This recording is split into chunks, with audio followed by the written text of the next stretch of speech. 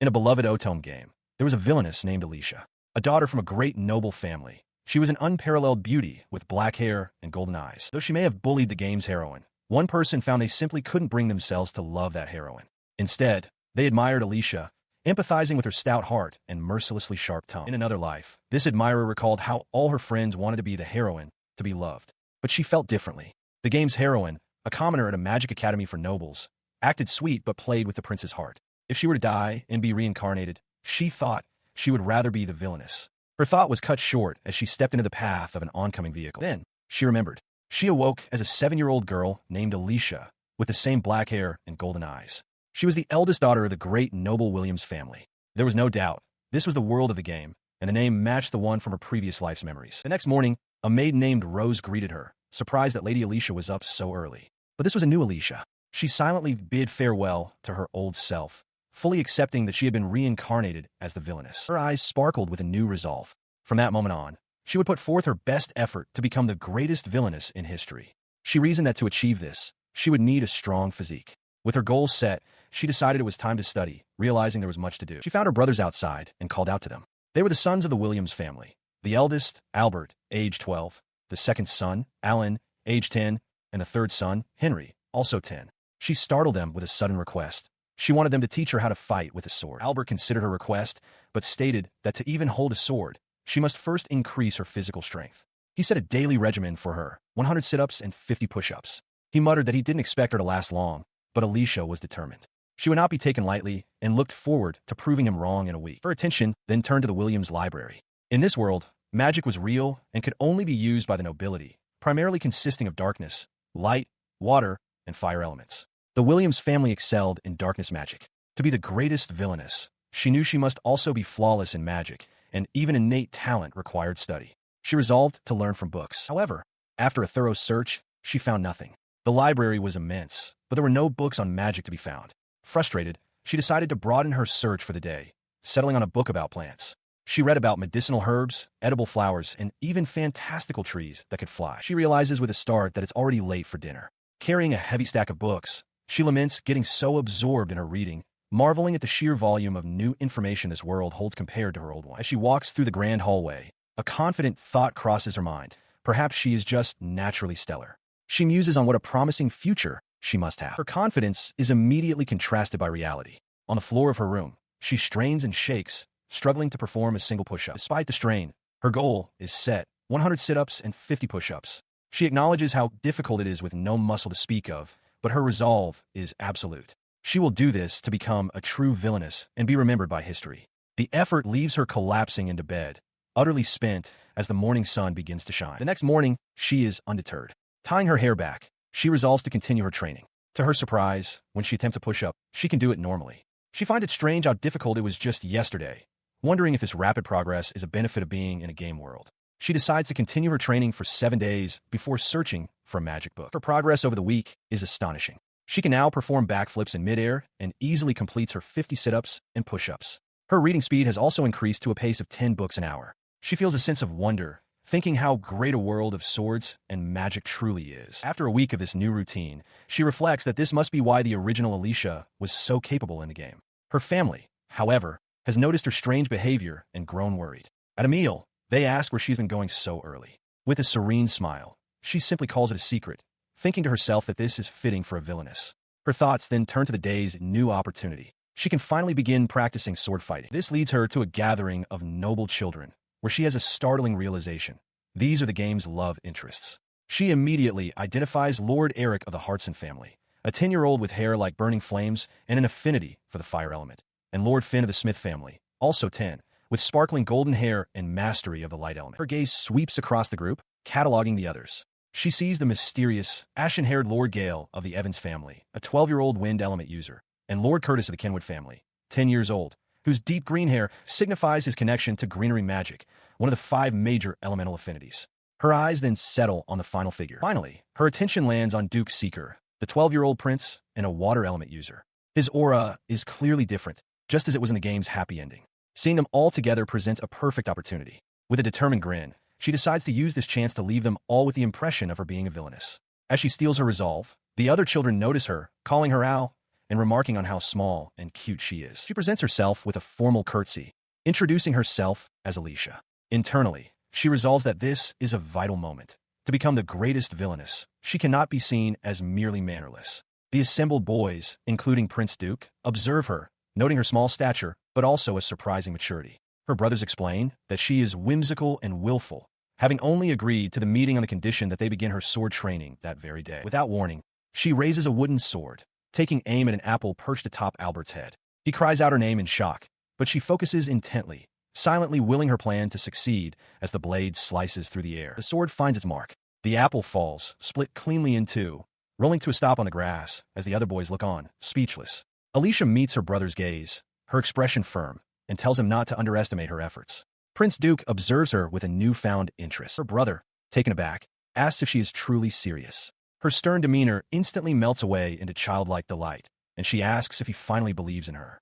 When he confirms that he does, she throws her arms around him in a heartfelt hug, declaring her love before scampering off with a promise to return after changing her clothes. He stares at the bisected apple in his hand, a look of stunned affection on his face. He can hardly reconcile this honest, endearing girl with the selfish and fickle little sister he once knew.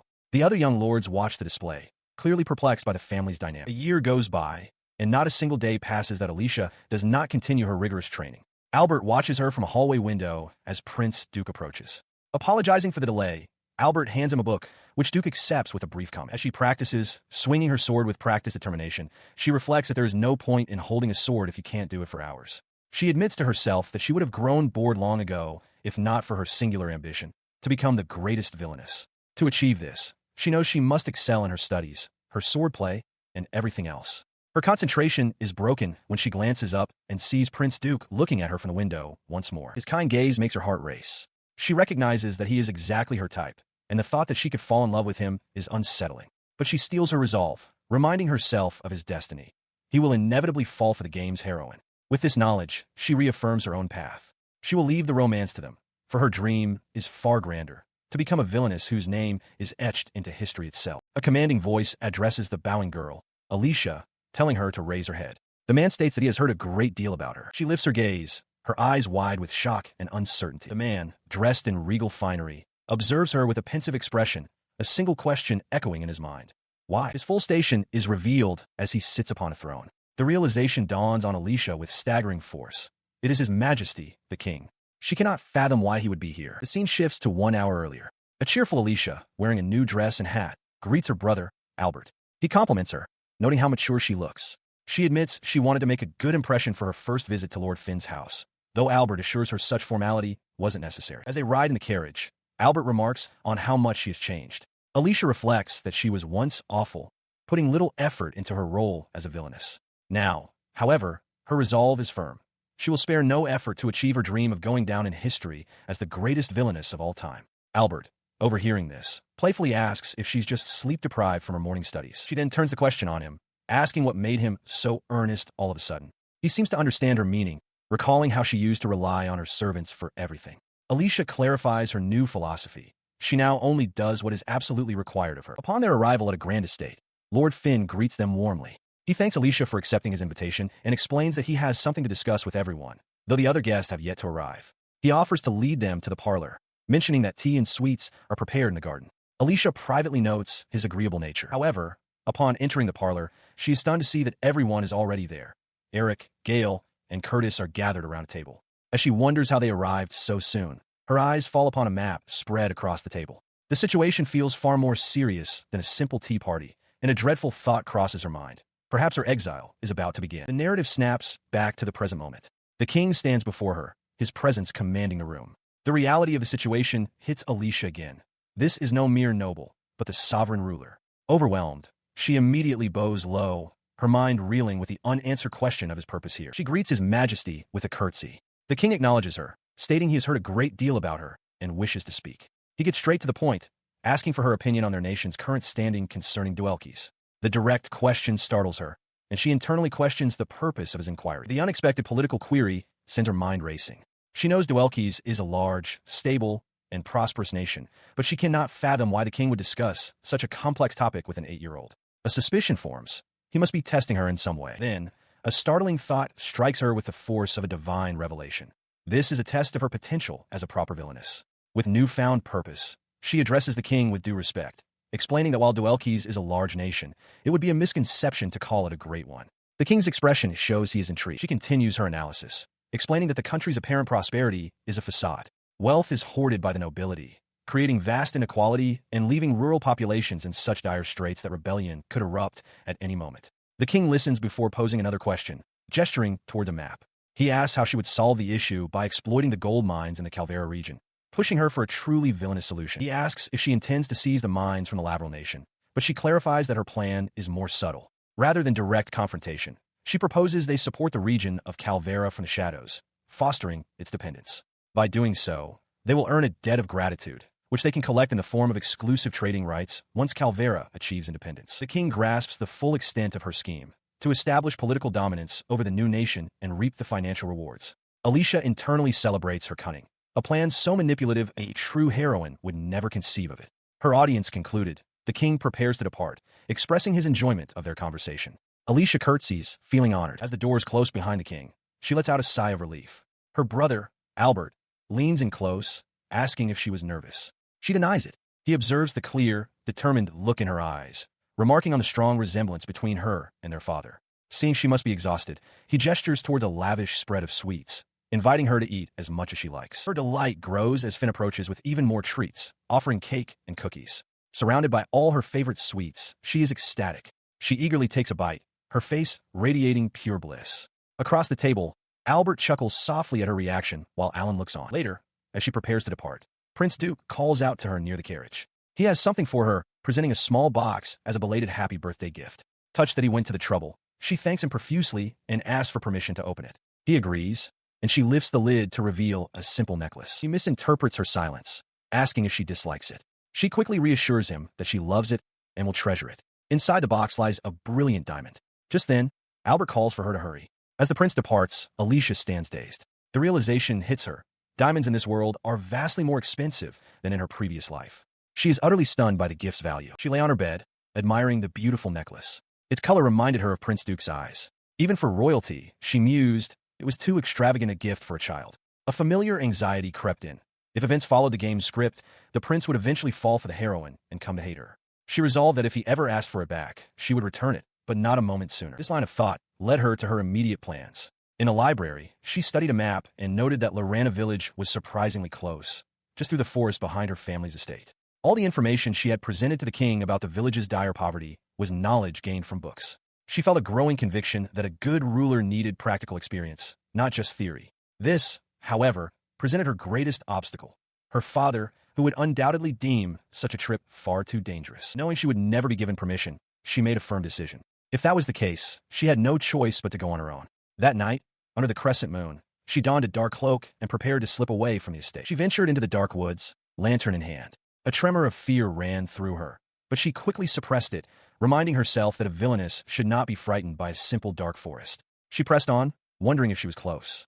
The village was said to be protected by a magical barrier, one that only a person with magic could penetrate. Reaching out, her hand met an unseen resistance, the barrier itself. Pushing through the shimmering wall of magic, she stepped out of the forest. The sight that greeted her was one of utter desolation. An awful smell assaulted her senses, and her eyes widened in shock as she spotted a figure collapsed on the ground. She couldn't believe how dire the situation truly was. Her horrified assessment was interrupted by a hand on her shoulder. A man with tired eyes looked down at her, asking what a little lady was doing in a place like this. He observed that she wasn't from the area and advised her to go home. As she looked at him, she noted something strange. Despite being a resident of Lorana, she felt no warmth from him at all. He then beckoned for her to follow him. Inside a sparse dwelling, the man apologized for having nothing to offer her. He sat, his expression calm, and asked what it was she wished to know. A man with a scar over his eye asks the young girl sitting across from him who she is, then introduces himself as Will. He dismisses his own question, stating he is more interested in why a young noble lady would venture to such a place. He explains that her breathing, the rustle of her clothes, and even her scent are all clear indicators of her status. The girl, Alicia, is taken aback by his directness, but doesn't seem to mind. He continues, explaining that his eyes were once surrounded by people like her at the royal palace, making her presence feel nostalgic. As retribution for losing his sight, he was banished to this village. When Alicia asks for his name again, he says it is Alicia. She is stunned. He remarks that it's a fine name, adding that she may be too young to understand that just because something is a long-held tradition doesn't make it morally right. Alicia reflects on their conversation. She had told him about her dream of becoming a villainess, explaining her belief that history is studied to make today better than yesterday, and that knowledge is meaningless if not applied to the future. The old man, Will, had listened with a calm expression, nodding along. She realized that, before she knew it, she had let her inhibitions fall away, knowing that no member of high society would ever understand her perspective. As she prepared to leave, he warned her that it was dangerous and she shouldn't return. Undeterred, Alicia promised she would definitely visit again. Seeing her determination, Will relented, asking only that she promise not to venture any further into the area. He placed a hand on her head, and she thought to herself that she had never met anyone quite like him. 2 years passed, during which she persisted in her studies, reading, practicing swordsmanship, and continuing her visits to the man in Lorena. Now 10 years old, Alicia is approached by a cheerful Finn, who asks if she wants to go into town. Her older brother, Albert, quickly agrees to join, not wanting the two to go by themselves. Alan, her other brother, is still occupied with his studies. Alicia happily accepts the invitation. She internally notes that this is the year the heroine is set to enroll in the Magic Academy, the setting of the Otome game. She is certain the heroine has already met Prince Duke and that their romance is beginning to blossom. Her excitement builds as she realizes the long-awaited day to antagonize the heroine is nearly upon her. When Finn suggests they ride together, Albert interjects that she will ride with him. Alicia, however, declares her desire to ride on horseback by herself, proclaiming it a necessary addition to her studies to become a true villainess. Her brothers are taken aback. Albert questions the safety compared to a carriage, but seeing her resolve, he agrees to meet her there. The plan is set. Walking through the bustling town with her brothers, Alicia marvels at the energy of the place, noting to herself that she has become fully accustomed to the speech and etiquette of a villainess. Albert asks if there is anything she wants to see. Her eyes land on a particular building, and she asks what kind of store it is. Albert identifies it as a botanical shop, adding that he is well acquainted with the owner. Inside, the shop owner welcomes Albert and Alan before noticing Alicia. He correctly guesses she is their little sister and introduces himself as Paul. Alicia introduces herself in turn. She is immediately impressed by the shop's superb collection of plants, recognizing many valuable specimens from her books. Paul explains that they mainly stock medicinal herbs and sell herbal teas, revealing that he comes from a family of greenery magic users. He elaborates that plants have the power to cure illnesses and soothe the heart. His desire to use his knowledge to help people in need and to bless the environment where he learned his craft was what led him to open the store. Alicia silently acknowledges his noble purpose. Paul then points out a Josea plant, explaining that its plain-looking flower will become multicolored at noon. He turns to Alicia and asks if she likes plants. She responds with practiced arrogance, stating that her extensive knowledge is only natural after reading so many books. Internally, she reminds herself that she must not do anything heroine-like, such as showing humility. Paul, however, seems to take her at her word, remarking that he sees it's only natural. He then presents her with a small, dark object. Alicia stares at it, wondering what it could possibly be. At a formal gathering, Alicia reflects on her failure to provoke Prince Duke. His lack of anger at her arrogance suggests a big heart, making her realize she must devote herself even more to studying proper villainous behavior. Her brother, Albert, approaches, formally welcoming both her and the prince. Later, he asks if she and her other brothers went somewhere, prompting Alan to excitedly suggest Alicia go on a date with him next time. Albert redirects the conversation, asking Alicia if there is anything she wants to do. She states her desire to take the swordsmanship test to measure her training, explaining that her father and brothers have been persistent about her going. He immediately objects, pointing out that she is only 10 years old, though he concedes that he and his brothers took it at her age. Their father intervenes, questioning why a girl would take such a test. When Alicia retorts that there are no rules regarding gender, her father's voice becomes stern. He tells her to give it up, declaring that if she insists, she must provide sound reasoning for it. With newfound resolve, she declares that she won't back down, thanking him for giving her a good reason to press forward. She apologizes for shouting and walks away, privately pleased with her villainous-like performance. She muses on how she had suddenly started shouting. From the hallway, she overhears her father and Albert discussing her stubbornness, wondering if they should just tell her the real reason. Hearing this, Alicia bursts into the room, demanding they tell her the truth and stop treating her like child. Both men stiffen, surprised she was eavesdropping. Her father sighs, pleading with her as a parent not to make him worry over his daughter. He proposes a compromise. He will tell her everything after she's been admitted to the Magic Academy, when she turns 15.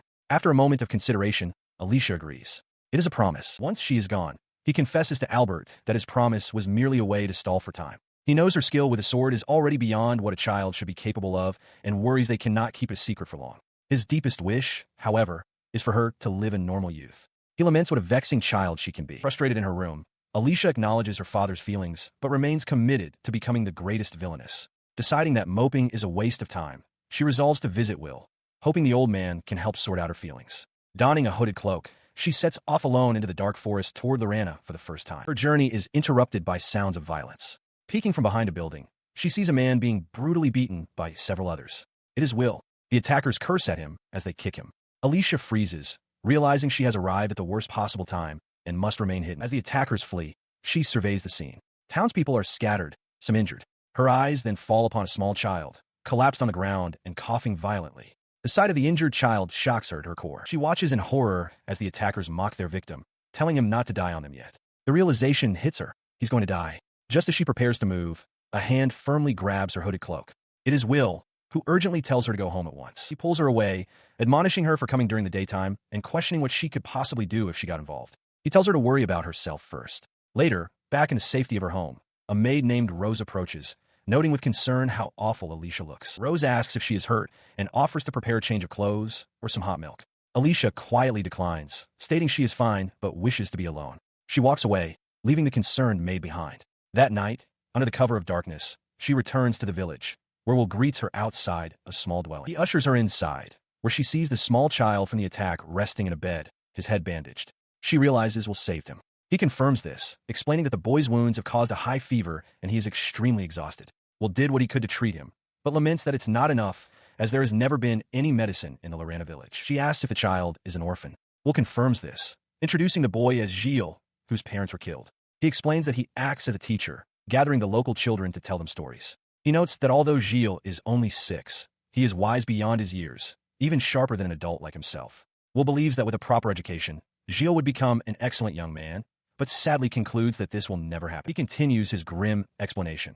In a village built by exiled criminals, even children are considered criminals from birth. He tells Alicia that while he knows it's hard to accept, there is nothing they can do about it, and that she cannot blame herself for what happened. Lying in her bed that night, Alicia is tormented by her own powerlessness. She questions what good her privileges are if she could do nothing. She is certain the heroine of the story could have saved him. A wave of self-loathing washes over her as she recalls her fear, how she froze, and had to be rescued herself. She thinks it's not a villainess's job to save people, but the thought provides no comfort. Her thoughts pivot from despair to resolve. If saving people is something the heroine can do, then she must become strong enough to do it as well. She sits up, her eyes burning with determination. She vows that she won't let them say she was too young or powerless. She will not become just any ordinary villainess, but a villainess that will go down in history. Alicia bursts into a botanical shop, greeting the owner, Mr. Paul. With a sense of urgency, she asks if she can take some Josiah off his hands. He notes her haste, confirming the name of the medicine. He hands her a small bag, his expression turning serious as he asks if someone is sick or hurt,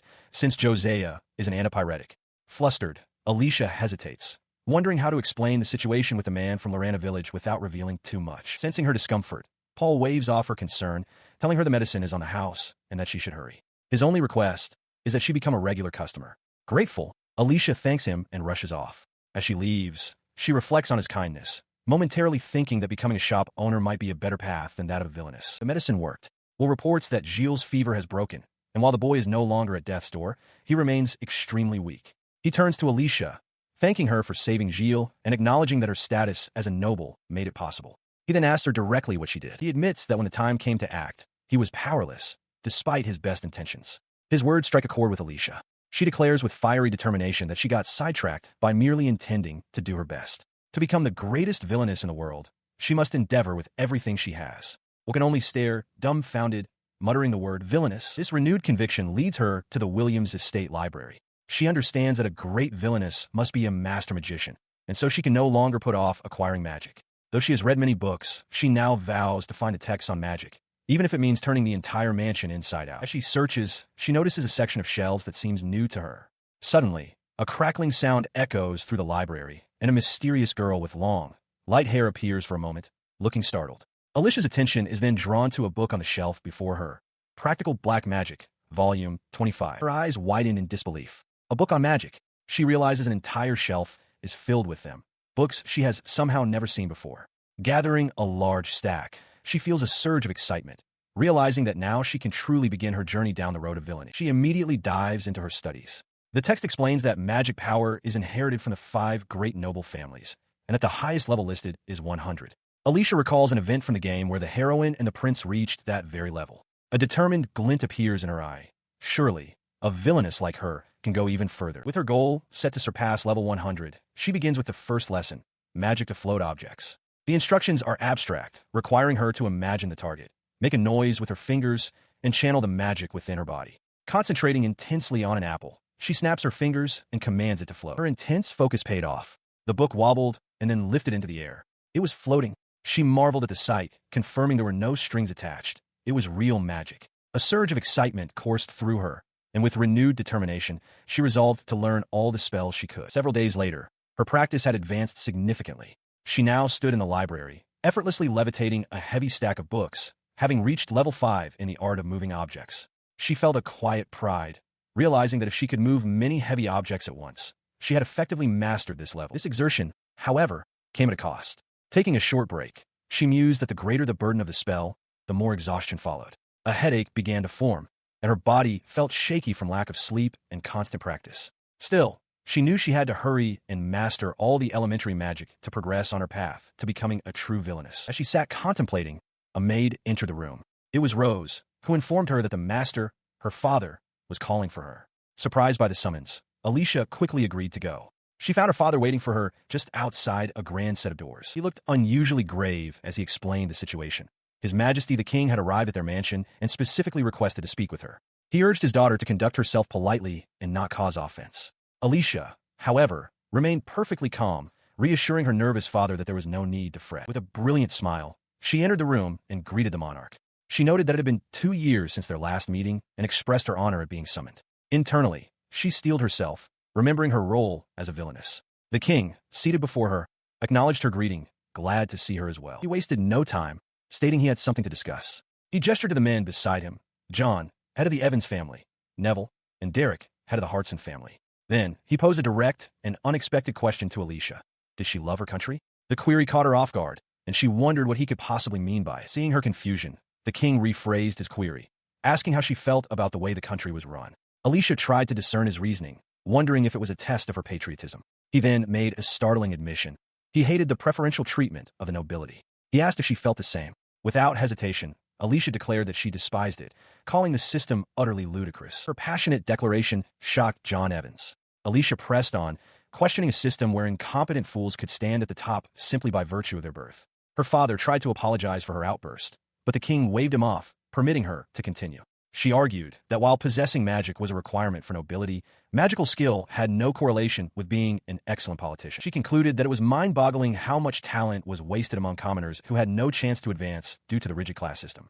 The men around the king were aghast at her words, but the king himself seemed intrigued by her steadfast pluck. As he looked on, a faint smile on his lips, Alicia privately acknowledged that her head genuinely did hurt from thinking about the absurdity of it all. He leaned forward, a thoughtful expression on his face, and posed one last question to Alicia. He asked if she understood that her words implicated herself, and whether she would care if she were stripped of her family name and its privileges. Alicia answered without hesitation that she would, of course, care. She elaborated, stating her awareness of her good fortune, but explained that if she were incompetent, her high position would remain unchanged while brilliant people were crushed beneath her, a situation she would find utterly repulsive. Her father stood by, his expression one of pure shock. After her bold declaration, the king considered her words for a moment before dismissing her, remarking that she was a truly strange child. Relieved that the audience was over, Alicia turned and began to walk away, wondering to herself if she had managed to act like a proper villainess. As she departed, a wave of dizziness washed over her. The floor began to look hazy. The world tilted, and she swayed, collapsing in the hallway.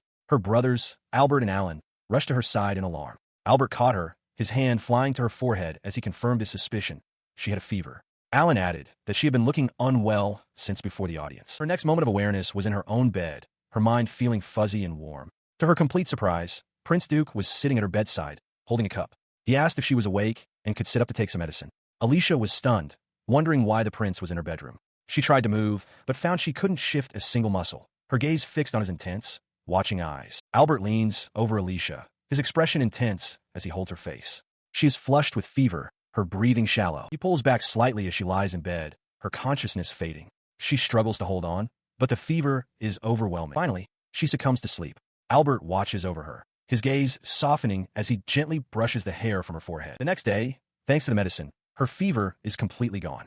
Alicia sits up, feeling fully recovered and revitalized. She reflects on the previous night, embarrassed by her self-consciousness around Prince Duke, reminding herself that he likely sees her as a sister. Her family, her father, Albert, Alan, and their maid Rose, gathers around her bed, relieved. Alicia apologizes for worrying them, admitting she collapsed from overexertion. Her father gently tells her that a villainess must first be able to take care of herself. With this new perspective, Alicia makes a firm resolution.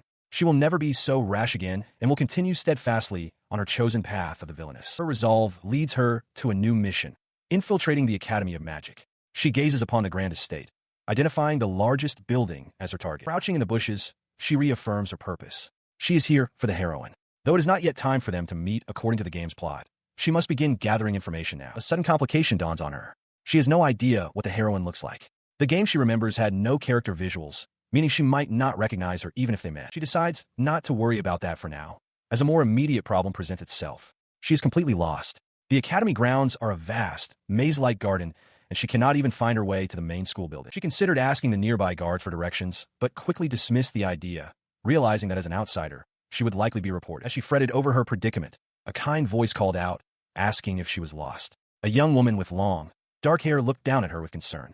Flustered, Alicia could only stammer before the girl introduced herself as Liz Cather, a freshman. The name was unfamiliar to Alicia. Liz cheerfully explained that she was a commoner, that her family ran a bakery in the city. The words struck Alicia with the force of a lightning bolt. A commoner. This had to be the heroine. In a single, unexpected moment, she had already found the person she came here to find. With a surge of purpose, she reached out a hand, her eyes gleaming with intensity as she introduced herself as Alicia. This girl, she declared internally, was her fateful rival. Liz, taken aback by the sudden declaration, could only stammer in confusion, noting that Alicia's dark hair was the same color as the villainess's. Unfazed by the strange introduction, Liz simply smiled, took her hand, and cheerfully suggested they go. The friendly gesture caught Alicia off guard. A flicker of familiarity sparked within her, but she quickly suppressed the thought, reminding herself to remember her station. She reflected on the girl beside her. Despite their proximity, Liz felt impossibly out of reach. She was the heroine, blessed with an aptitude for all magical attributes and trained to her full potential.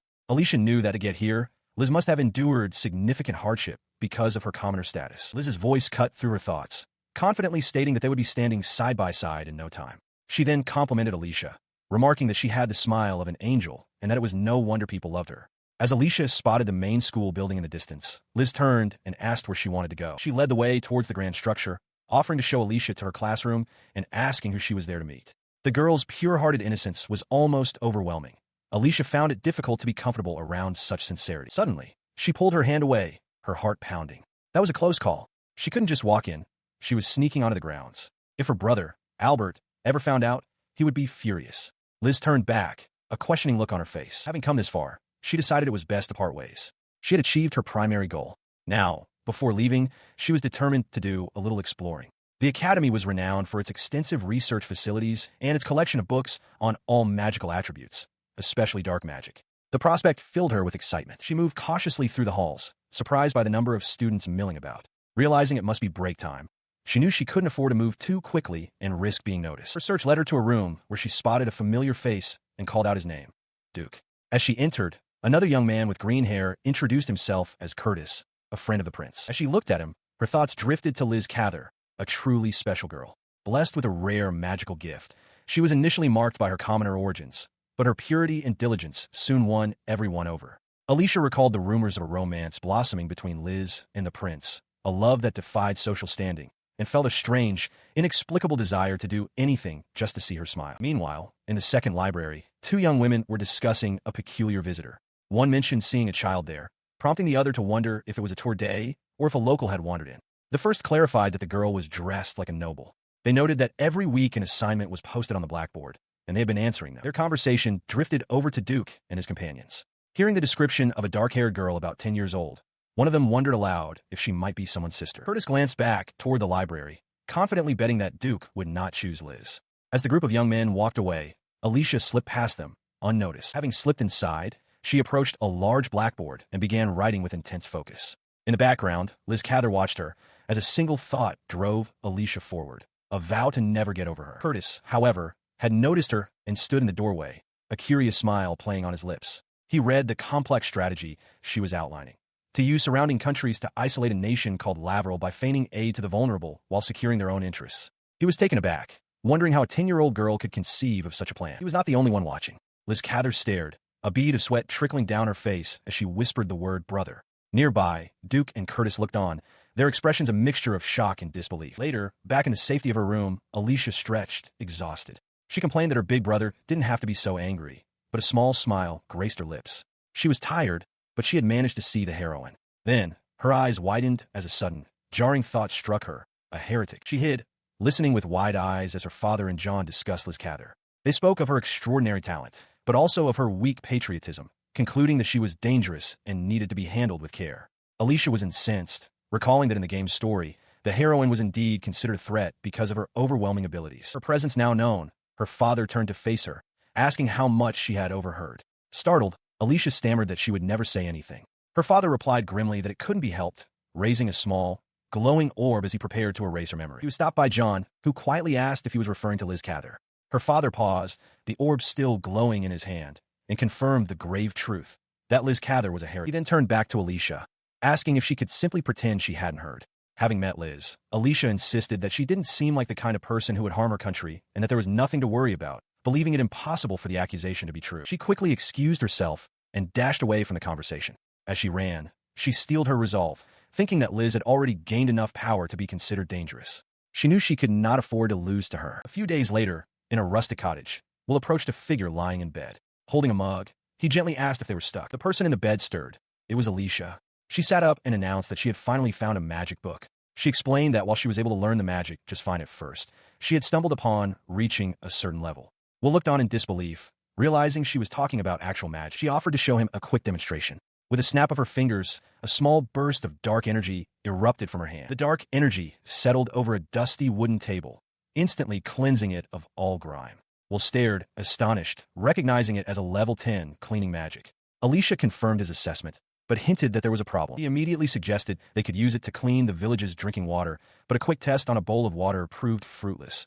The magic didn't react to liquids. Will try to brush it off, though he privately noted that dark magic for cleansing water was intermediate level. Alicia, however, was devastated. Shocked, she cried out in frustration, declaring she would test it again as soon as she got home, lamenting the time she'd spent worrying. She is startled as Will grabs her arm, his expression stern. He tells her emphatically that she cannot just skip to a higher level of magic, ever. Releasing her, he apologizes for startling her, but insists she must promise to learn magic in the proper order, explaining that the levels exist for a reason. She agrees, understanding his point. Inside the cottage, a rustling sound comes from a bed. Will is already at the boy's side, asking Gilles if he woke him and offering him a drink of water. He then introduces Alicia, explaining that she was the one who provided the medicine. Alicia greets Gilles, expressing her relief that he is feeling better. The boy confirms that he is feeling better. Will, overcome with relief, exclaims his thanks. Gilles observes that the medicinal herbs were incredibly expensive, the kind of thing one would never find in their village. As she takes the boy's hand, Alicia reflects that this act of kindness is something Liz Cather would do, and that Liz's gentle nature would surely have melted his heart. She realizes that Gilles must have endured immense hardship to have closed himself off so completely. A burning thought strikes her. Is there something the heroine can do that she, the villainess, cannot? She wonders if Gilles had simply wanted to die, which would mean her efforts were entirely unnecessary. Gilles looks up from his bed, his expression cynical.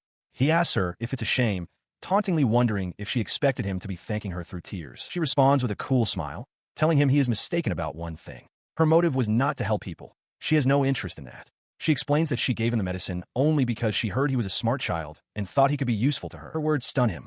He questions how he could possibly be a talented person, having been born in such a village. He clenches his fist, declaring that he is merely surviving until he gets sick or is killed, just like his parents before him. He shouts that, as a noble, she has no idea what he is going through. His outburst makes Alicia realize her mistake. It is a shame, she thinks to herself, she was wrong about it. She continued to speak to the boy, explaining that because she saved him, she was now responsible for him. Gilles scoffed at her words, his expression twisting with contempt. Unfazed, Alicia calmly admitted that she had no idea what his life was like, attributing her own fortune to simply being blessed. Her admission left Gilles sitting silently on the bed, his anger momentarily replaced by a quiet stillness. She then posed a grim question, asking what he would do if he truly no longer wished to live. Before he could answer, a dark, crackling energy seemed to burst forth around her. With a startling intensity in her wide eyes, she made a shocking vow. She would take responsibility and kill him herself. Kneeling on the bed with a bandage wrapped around his head, the young boy Gilles looks up with newfound determination. He states that if the person he's speaking to truly doesn't want to live, then he will take responsibility and kill them himself. In response to his words, a nearby pillow is struck with a sudden, violent force, crackling with an unseen energy as someone lets out a cry. The energy dissipates, revealing the pillow is now pristine and sparkling clean. Gilles stares, bewildered, realizing the bloodstains that once covered it have vanished completely as the other pillow drops from his grasp. He looks up as Alicia calmly explains that what he just witnessed was level 10 dark magic, a spell that cleans things. Gilles can only process this by thinking how convenient it would be for doing laundry. His practical thought is interrupted as he turns back to her, demanding to know if she isn't going to fight. Alicia confirms that if he wants to live, then he must fight. She declares that she won't simply accept her fate without a struggle, even if she doesn't stand a chance. Her fierce declaration solidifies his resolve. Now standing, Gilles looks towards a doorway and tells her that if she is willing to do that, he will do everything in his power to support her. He offers his support, and in return, Alicia clarifies her motives. She reminds him that she saved him so that he could become a person useful to her. She warns that if he truly wants to live and aim for a better future, that path will be filled with hardships. Despite the warning, she offers him a promise with a gentle smile. As long as he possesses the will to look forward, she will come to him, wherever he may be. She adds, however, that she does not possess the magnanimous mercy of a saint. She clarifies that her motives are not saintly, her expression shifting to one of bright, theatrical confidence. She is only taking responsibility for keeping him alive for her own sake, she declares, because after all, she is a villainess. Her declaration hangs in the air as she passionately vows to become a villainess whose name will go down in history, promising to show him her villainy immediately. Gilles is utterly confused, wondering what she is talking about. Behind him, Will whispers that Alicia is just a bit eccentric but a good person at heart. Overhearing him, Alicia whirls around, shouting that she is not a good person. She is a villainess. She dismisses him as hopeless, telling him to take responsibility for himself. Gilles, sitting up in bed, retorts that she is completely different from his image of a noble. He grabs her hand, insisting that being an orphan from Lorana village doesn't prevent him from showing gratitude. He declares that, even as a child, he is certain he can be useful to her in some way. With his declaration made, he offers a bright, genuine smile and thanks her for the medicine. The unexpected expression catches Alicia by surprise. She inwardly notes how cute his smile is. Sometime later, while walking through a sparse, wintry landscape with Will, he also thanks her. He mentions it has been a long time since he heard Gilles' cheerful voice, admitting he has only ever said terrible things to the boy. Will reflects that a kind person, like a saint, would never have spoken so bluntly, but he believes a saint's gentle words would not have reached Gilles the way hers did. His words cause her to wonder if she could have ever truly defeated Liz with kindness. Will continues, explaining that Gilles is a proud boy who would have only become more withdrawn if someone had tried to save him out of pity. He is certain that Alicia's words, specifically, were what managed to get through to him. She steels her resolve, thinking to herself that it is far too early to speak of winning or losing. The real contest has not even begun. Time passes, and her determination solidifies into a clear goal. As a villainess, she will one day defeat her rival head-on. At the academy, her brother Albert spots her in a hallway, remarking on her good timing. He leads her into a nearby room, inviting her to have tea with everyone who is gathered. Inside, Alicia is met with a surprise cry from Liz Cather, and she responds with equal shock. Her rival rushes forward with an intense, friendly energy, exclaiming that Alicia is Albert's sister and recalling how she gave her directions at the academy just the other day. Albert, surprised by their familiarity, asks Liz if she already knew his sister. Liz happily explains to Albert that his sister, whom she calls Al, helped her during the school entrance ceremony. Upon hearing this, Albert's heart thumps. He wonders if it could be fate that he now has the chance to help the sister of the very person who helped him. He watches as his sister, Alicia, stand with Liz Cather. He invites Alicia to sit, but she politely declines, stating she should leave. Liz explains that they are in a student council meeting planning for the upcoming school festival. Alicia internally observes how quickly her brother has become smitten with the other girl. As she considers this, Alicia recalls that the school festival was a key event in the game. A young man with glasses, Gale, suggests they should hear from visitors, not just students, before turning his attention to her. He asks for her thoughts directly. Her mind races with the strategic implications. The festival is a crucial opportunity for Prince Duke and the heroine to deepen their bond. For that to happen, the villainess must stand in their way. She knows her role is to criticize them harshly, asserting that she is the only one worthy of the prince. From his seat, Albert observes her intense focus, finding her shifting expressions fascinating. He thinks her determined declaration sounds like an embarrassing confession of love. Alicia, however, comes to a realization. Before she can act, she must first be recognized as a rival. Her gaze hardens with resolve. Liz, misinterpreting her serious demeanor, smiles brightly. She tells Alicia she's glad she is thinking so hard for their sake, calling her sweet. Albert looks on, slightly bewildered by the exchange. This reaction is not what Alicia intended for a rival. Deciding she must do something, she changes the subject, mentioning a rumor that Liz can use all magical attributes. Liz shyly confirms that it's true. Seizing the opportunity, she suggests Liz should make the most of this rare talent. She paints a picture of a stunning performance on a dark stage, where one type of magic is used after another, predicting it would surprise everyone. Liz's eyes light up with excitement, exclaiming that the idea is wonderful. Alicia watches her, thinking to herself that the humble heroine doesn't like to show off her power. The idea is met with approval from Gale, who calls it a blast. This positive reception sends Alicia into a panic. She realizes her attempt at antagonism is having the complete reverse effect, making her feel as though she is the one being bullied. Before she can process her failure, Liz makes a decision. She declares that it's settled and announces that Alicia will be her assistant on stage. Horrified, Alicia protests, but Liz cheerfully insists it will be nice and cute. She flatly refuses, declaring that she absolutely cannot be with Liz. Liz, however, remains cheerful, questioning the refusal and insisting it will be a lot of fun. Her cheerful demeanor crumbles, and tears well up in her eyes. She asks softly if she did something terrible to deserve such hatred, a question that hangs in the air as Albert and Gale observe the tense situation. Alicia internally clarifies that Liz hasn't done anything to her, but she is certain they will never get along. She notes with frustration that the mood has soured, a fact not lost on the two young men watching. At this, Liz's expression brightens instantly, relieved that she is not at fault. Alicia remains standoffish, stating that not everyone gets along and there's no need to force a friendship. She reflects internally that only adults from her previous life would break down and apologize so readily. Liz remains undeterred, certain that if they just talk a lot, they will surely become good friends. Albert chimes in, encouraging his sister to simply talk to Liz. He then proposes that the two of them should go out to town together, a suggestion that leaves Alicia utterly stunned. From across the room, Gale agrees, noting that Liz knows the town well. Prince Duke, however, interjects coolly, stating that neither Albert nor Gale will be joining them. He declares that this is a matter to be settled between the two girls. Albert then turns to his sister, gently asking what she wants to do and assuring her he won't force the issue. With a downcast expression, Alicia quietly admits that she doesn't want to be on stage with Liz. She offers a compromise, however, suggesting that if it's just a chat over tea, she wouldn't mind. Liz's face lights up with joy, and she eagerly thanks Alicia for the concession. Their conversation begins, a rapid exchange of simple preferences. Liz prefers the morning, while Alicia favors the night. Their favorite numbers are 7 and 1, respectively. When the topic turns to sweets, Liz gushes about macarons, finding their colorful appearance a source of happiness, whereas Alicia states she simply enjoys their taste. The questioning continues with favorite colors. Alicia answers black, and Liz cheerfully replies white, pointing out that they are opposites. Internally, Alicia despairs at the pointless exchange, concluding they don't fit well together at all. Liz, however, sees it differently, insisting that their differences are what make it great. Her patience wore thin as Liz Cather cheerfully asked about her favorite flower. Alicia stated plainly that she had no interest, but Liz was undeterred, declaring her own love for Margaret's. She explained their meaning, true love, sincerity, and trust, and called it a perfect flower for someone like herself, who is loved by everyone. The sarcasm was completely lost on Liz, who beamed and thanked her, remarking how amazing it was that Alicia knew so much about flowers despite her disinterest. She called her very diligent. Internally, Alicia felt utterly worn out, realizing she couldn't even get through to the girl with biting remarks. As Liz continued to chatter, asking what they should do next, Alicia felt she had reached her absolute limit.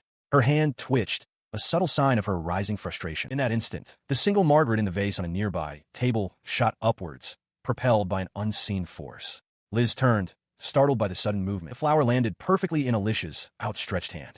She held it out towards Liz, a faint, knowing smile on her lips. It was an act of magic. She presented the flower, remarking that for someone like Liz who was studying at school, it was surely no big deal. Liz, wide-eyed and stunned, could only whisper, "Magic." Alicia simply confirmed, yes. This display did not go unnoticed. Nearby, Albert, Duke, and Gale stared in shock. Albert noted the strange atmosphere, remarking that Alicia was only 10 years old. Duke murmured in disbelief that it couldn't be. Their shock hardened into something more severe. With a grim expression, Gale uttered a single, damning word, heretic. Confused by the sudden tension, Liz looked towards the boys and wondered aloud if they were talking about her. The accusation threw Alicia into a panic. She quickly apologized to Liz, insisting she should go home for the day. As Liz stood in confusion, Albert quietly instructed the other boys to keep the matter secret for now, stating that he would report this to his father. Before she could react further, Albert turned his attention to her. His voice was low and serious as he questioned her about the heresy, then sternly ordered her to go to her room. She found herself in an unfamiliar, snow-covered place, her mind reeling with a single, frantic question. What was going on? It was a given that a daughter of the Williams family could handle every attribute, even dark magic. Stepping inside a rustic home, she was immediately met with concern. The man with the scarred eye, noted how pale she looked, while the young boy Gilles called out to him. He pressed for an answer, and she confessed that she was now considered a heretic. Seemed to understand, surmising that she had used magic in public, specifically beginner-level dark magic. The label, however, meant nothing to her. Then explained a critical rule. One must be at least 13 years old to handle magic. The man elaborated, stating that while any magic user over 13 can use level 1 spells, the rule is so obvious it's never written down. Alicia reeled back, protesting that it wasn't her fault, though she recognized this as the kind of obstacle the story's villainess would face. Will admitted it was now a problem, and that he should have warned her. From his seat, Gilles offered a simpler perspective, asking if heresy just meant being abnormal and questioning why learning magic faster wasn't a good thing. She fumed, wishing her older brothers would praise her accomplishment instead of reacting with such gravity. Will chuckled, explaining that people are simply afraid of things that are out of the ordinary. Alicia agreed, though she confessed she didn't truly grasp the severity of her predicament. Her thoughts turned to the game from her past life. She recalled that in its story, immense power was often seen as dangerous, a fact that made the heroine stand out. A realization began to form. Perhaps this meant she could be just as special as Liz. As she embraced this thought, Will's voice grounded her. He asked what happened to such people, then revealed that he knew of one. Her excitement surged. This felt like a truly villainous development, and she wondered how many others had walked this path before her. Her enthusiasm quickly faded as he continued. The last person to gain such power at a young age, he explained, became overconfident. The result was simple and devastating. They were ruined. He finished the tale with a grave expression. That person had invoked a high-level spell, which caused a magical runaway event. The consequence was permanent. They lost the ability to use magic forever. The weight of his words struck Alicia, her eyes wide with shock. Alicia stares at the flower in her hand, a single word echoing in her mind: magic. The implication follows swiftly, a chilling thought: heresy. Her shock is interrupted by Will's voice. He explains that magic can normally only be cast once a person reaches 13 years of age. He then asks her if there haven't been exceptions, revealing that he knew of one, and that they were ruined. The word hangs in the air, a grim finality in his tone. Meanwhile, at the royal palace of the Kingdom of Durkeys, another man contemplates the same grave matter. John Evans gazes out at the sprawling castle, the word heresy on his mind. He stands before the king, who questions him about the possibility of a 10-year-old using magic. John confirms that such a thing is unheard of, not even in legends. He explains that female heretics are known as saints, and expresses his disbelief that two could appear simultaneously. As he speaks, Derek Hartson cuts him off, calling him Luke and telling him to stop. Derek posits that Alicia is no ordinary child, wondering aloud if she might be a saint. Neville then questions John's worry, suggesting he should be proud of his daughter's great accomplishment. John, pressing a hand to his forehead, admits that he would be under normal circumstances, but the thought of Alicia's future is giving him a migraine. He asserts with certainty that the legendary saint is Cather Liz. The two young women are a study in contrasts. Liz Cather, though a commoner, possesses the mana of a high-ranking noble and was born from a great aristocratic line, yet she can only wield elementary magic. Alicia, however, can use magic at the tender age of 10 and demonstrates an unprecedented affinity for all attributes. The debate over Alicia's future continues. Neville proposes enrolling her in the Magic Academy, where she could be monitored as she trains. John immediately dismisses the idea, concerned that her unstable magic would endanger the other students. Neville then suggests monitoring her at their own mansion, leaving John to weigh his options. He elaborates, reminding John that it is too early for the academy anyway, as the minimum age for enrollment is 13. He then puts forth a plan. If all goes well, will he enroll her in 3 years' time? A memory surfaces in Alicia's mind. Her grandfather Will, holding a pair of shears menacingly close to her small hand. His words were a stark warning, promising that if she continued, she would go berserk and must never use magic again. Reflecting on this, she stands alone outside, her expression somber. She cannot imagine losing her magic in this society. Her grandfather had insisted she learn things in the proper order, making her wonder if someone he cherished had suffered that terrible fate. Despite the dark memory, her resolve hardens as she grips a practice sword. She has no intention of losing her magic, but learning to fight is a wise choice. A villainess who relies solely on magic is second-rate. A true one would tear her enemies apart even without it. Her thoughts are shattered by a sudden jolt of energy nearby and a voice crying out her name. The voice belongs to a young man she calls Brother Arnold. He approaches, asking if she was talking to herself and noting she is home late. He then delivers grim news.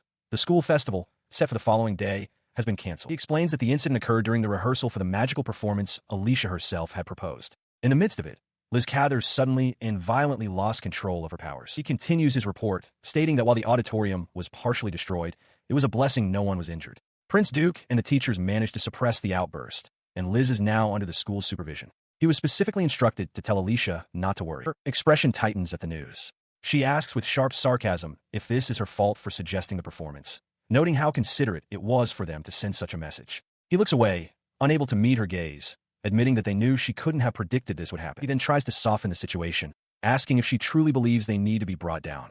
Alicia turns from him, stating firmly that she would never resort to such a backhanded attack. If she were to fight, she would do so fairly. He sighs, seemingly relieved by her conviction. As they stand there, he comes to a quiet conclusion, murmuring that both Liz and Alicia are good children. The scene shifts. Alicia now stands before her father, John Evans, and Neville. With a simple tap on the table, a large stack of books levitates, swirling into a neat pile. Dark, crackling energy emanates from her outstretched hand as she demonstrates her perfect control, leaving the three men utterly stunned. Her amazing demonstration left the nobles in stunned silence. Her father expressed his surprise, while Neville remarked on her incredible control. Derek Hartson identified her power as definitively dark magic, and the king himself praised her performance as amazing. He then addressed Alicia directly, who offered a polite thank you. The king revealed there had been discussions about sending her to the academy before she turned 15, cautioning her to take care of herself and not overexert her powers. The news caught her by surprise. He explained his reasoning, noting that young mages with powerful abilities are more prone to losing control. Despite his lingering worry, he challenged her to prove she could stabilize her magic. Alicia, however, was filled with a sudden, fierce determination, wanting to go to the academy immediately. She accepted the challenge with a bright, enthusiastic yes. From that day forward, she dedicated a portion of every day to her magic training. In truth, her daily routine didn't change drastically, and she adapted quickly. She continued her studies, swordsmanship, and magic with renewed focus, driven by the thought that she couldn't afford to slack off if she was to become the best villainess. The only significant change to her life was a new observer. Now, whenever she practiced her magic, her father would watch, his expression a mixture of awe and concern as dark energy swirled around her hands. Despite this new scrutiny at home, she maintained her secret visits to Roanna village. While teaching Gilles, she listened as he expressed his desire to tell everyone how wonderful his teacher, Gilles, was. Years passed in this manner, until the day of her formal presentation arrived. Now 13 years old, Alicia stood before the king once more. He greeted her, remarking that it had been a while and that she had grown a great deal. She confirmed that 3 years had passed since their last meeting. He then inquired about her progress, stating his belief that her power had remained stable. When he asked how far she had advanced, she replied with calm confidence that she was level 80, a declaration that left Neville utterly shocked. Her declaration hangs in the air, but the king's reaction is not one of shock, but of satisfaction. He tells her she has exceeded his expectations and that he knew he'd chosen the right person. He then poses a question. What does she think of attending the Magic Academy? Before she can fully process the first part of his proposal, he issues a direct command. She is to go to the academy and monitor a girl named Cather Liz. She questions the need to monitor Liz, confirming that she is acquainted with the girl as a friend of her brother's. The king presses, asking why he would need someone to monitor her. He then asks if she knows the legend of the saint. Alicia affirms that she knows the tale of salvation handed down through their country's history. With conviction, the king declares that Liz is a special girl and predicts she will one day become that very saint. The details of the legend flood her memory, not from historical texts, but from the game she once played. She recalls the prophecy, a special girl, loved by God, would appear to lead the people and save the world. This saint would then join with the royal family, bringing honor to all of Durkees. The truth solidifies in her mind. Cather Liz is that legendary saint. The king then asks for her personal assessment of this supposed saint. Without a moment's hesitation, Alicia gives a blunt, almost nonsensical reply. She sees Liz as a very nice flower garden. He seems to grasp her meaning immediately. He concedes that Liz must be incredibly pure, kinder than anyone else, living in a sublimely ideal world. However, he adds a grim reality check. People cannot survive in a country where only flowers bloom. He explains that a person who leads a country must possess the ability to make realistic, grounded judgments. For this reason, he wants Alicia to use her considerable abilities to help Liz become a true, full-fledged saint. The request leaves her speechless. She asks what this task has to do with attending the Magic Academy. Internally, she panics, realizing that helping the saint would make her a good person, completely derailing her ambition to become a villainess. She steals her resolve, determined to refuse his request at all costs. Her resolve is met with a calm ultimatum from the king. He states that while he cannot force her to accept the role, her choice has consequences. If she refuses, she can live quietly at home until she is 15. If, however, she accepts, he will ensure she attends the Magic Academy immediately. Alicia flinches, realizing this is the condition for her special admission. Her father steps forward, blocking the king's view and pleading with his majesty not to put Alicia in such a difficult position. He argues that accepting the offer would effectively make her a villain. Alicia, however, remains silent, her mind fixated on the 2 long years she would have to wait otherwise. The king seems to find the objection misplaced, admitting his explanation might have been misleading. He questions what Alicia's father is trying to imply, reminding him that Liz Cather is a very popular individual.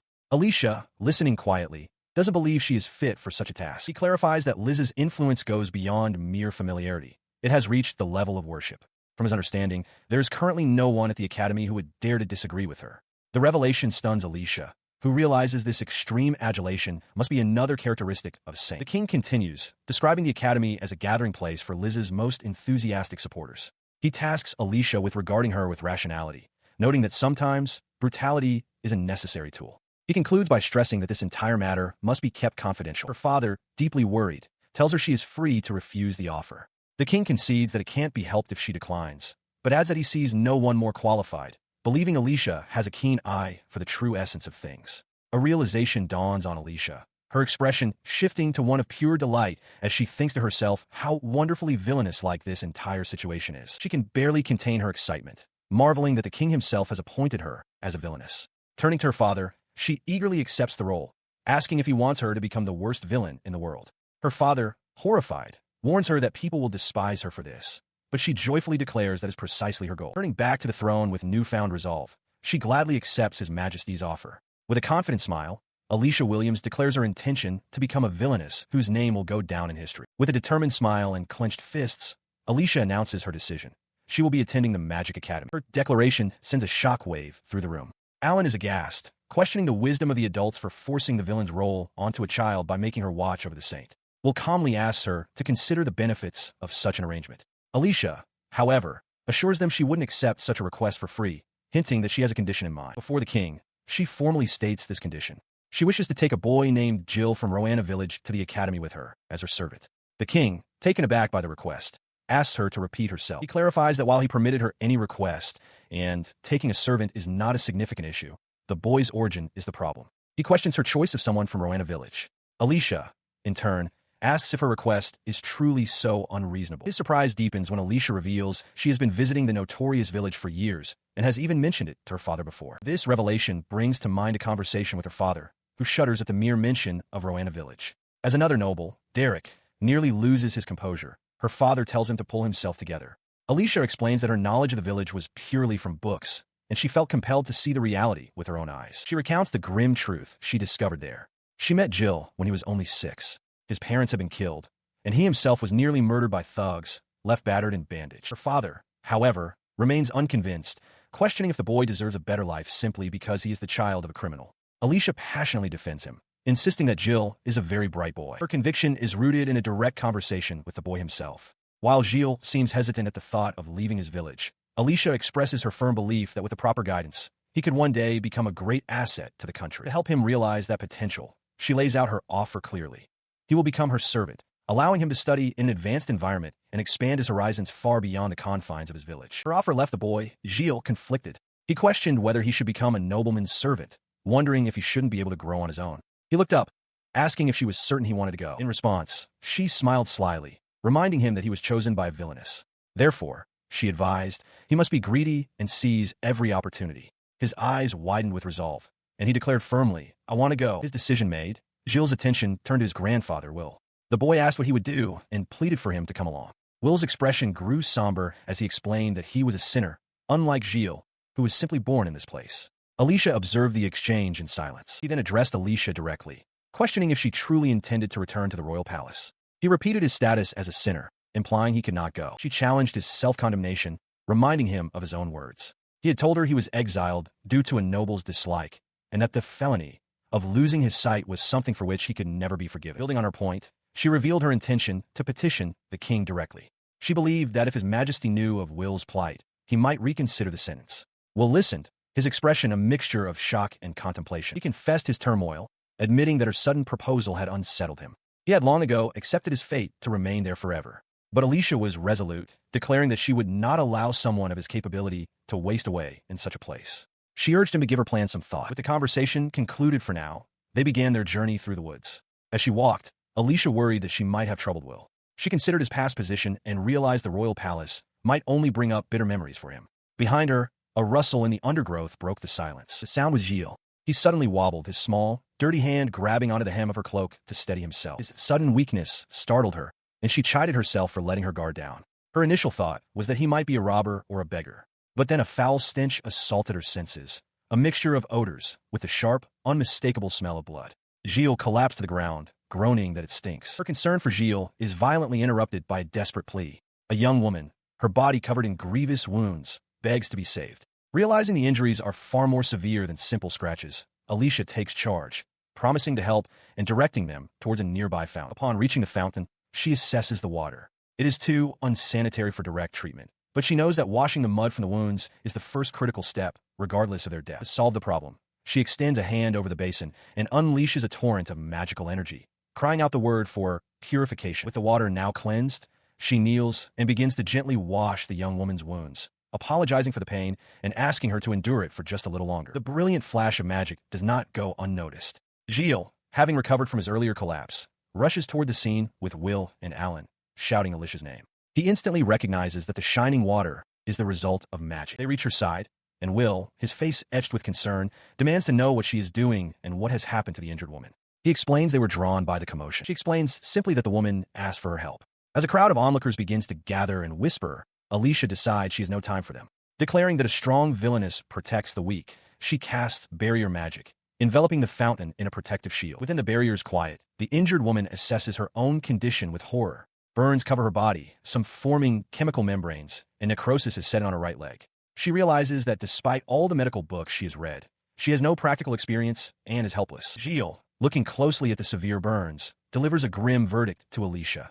The woman cannot be saved. Alicia's face falls as she processes his words, knowing the survival rate for such injuries is virtually non-existent. His words trigger a memory. Alicia recalls hearing about a recent arson where a house was completely burnt down. She looks at the dying woman and concludes with certainty that she must be a survivor of that fire. She held the dying woman's hand, a stark realization washing over her. Even if this was the world of a game, and she was cast as the main character's rival, she was by no means omnipotent. This was a truth everyone, including the woman before her, understood all too well. The man beside her, Will, looked on with a somber expression, accepting the inevitable.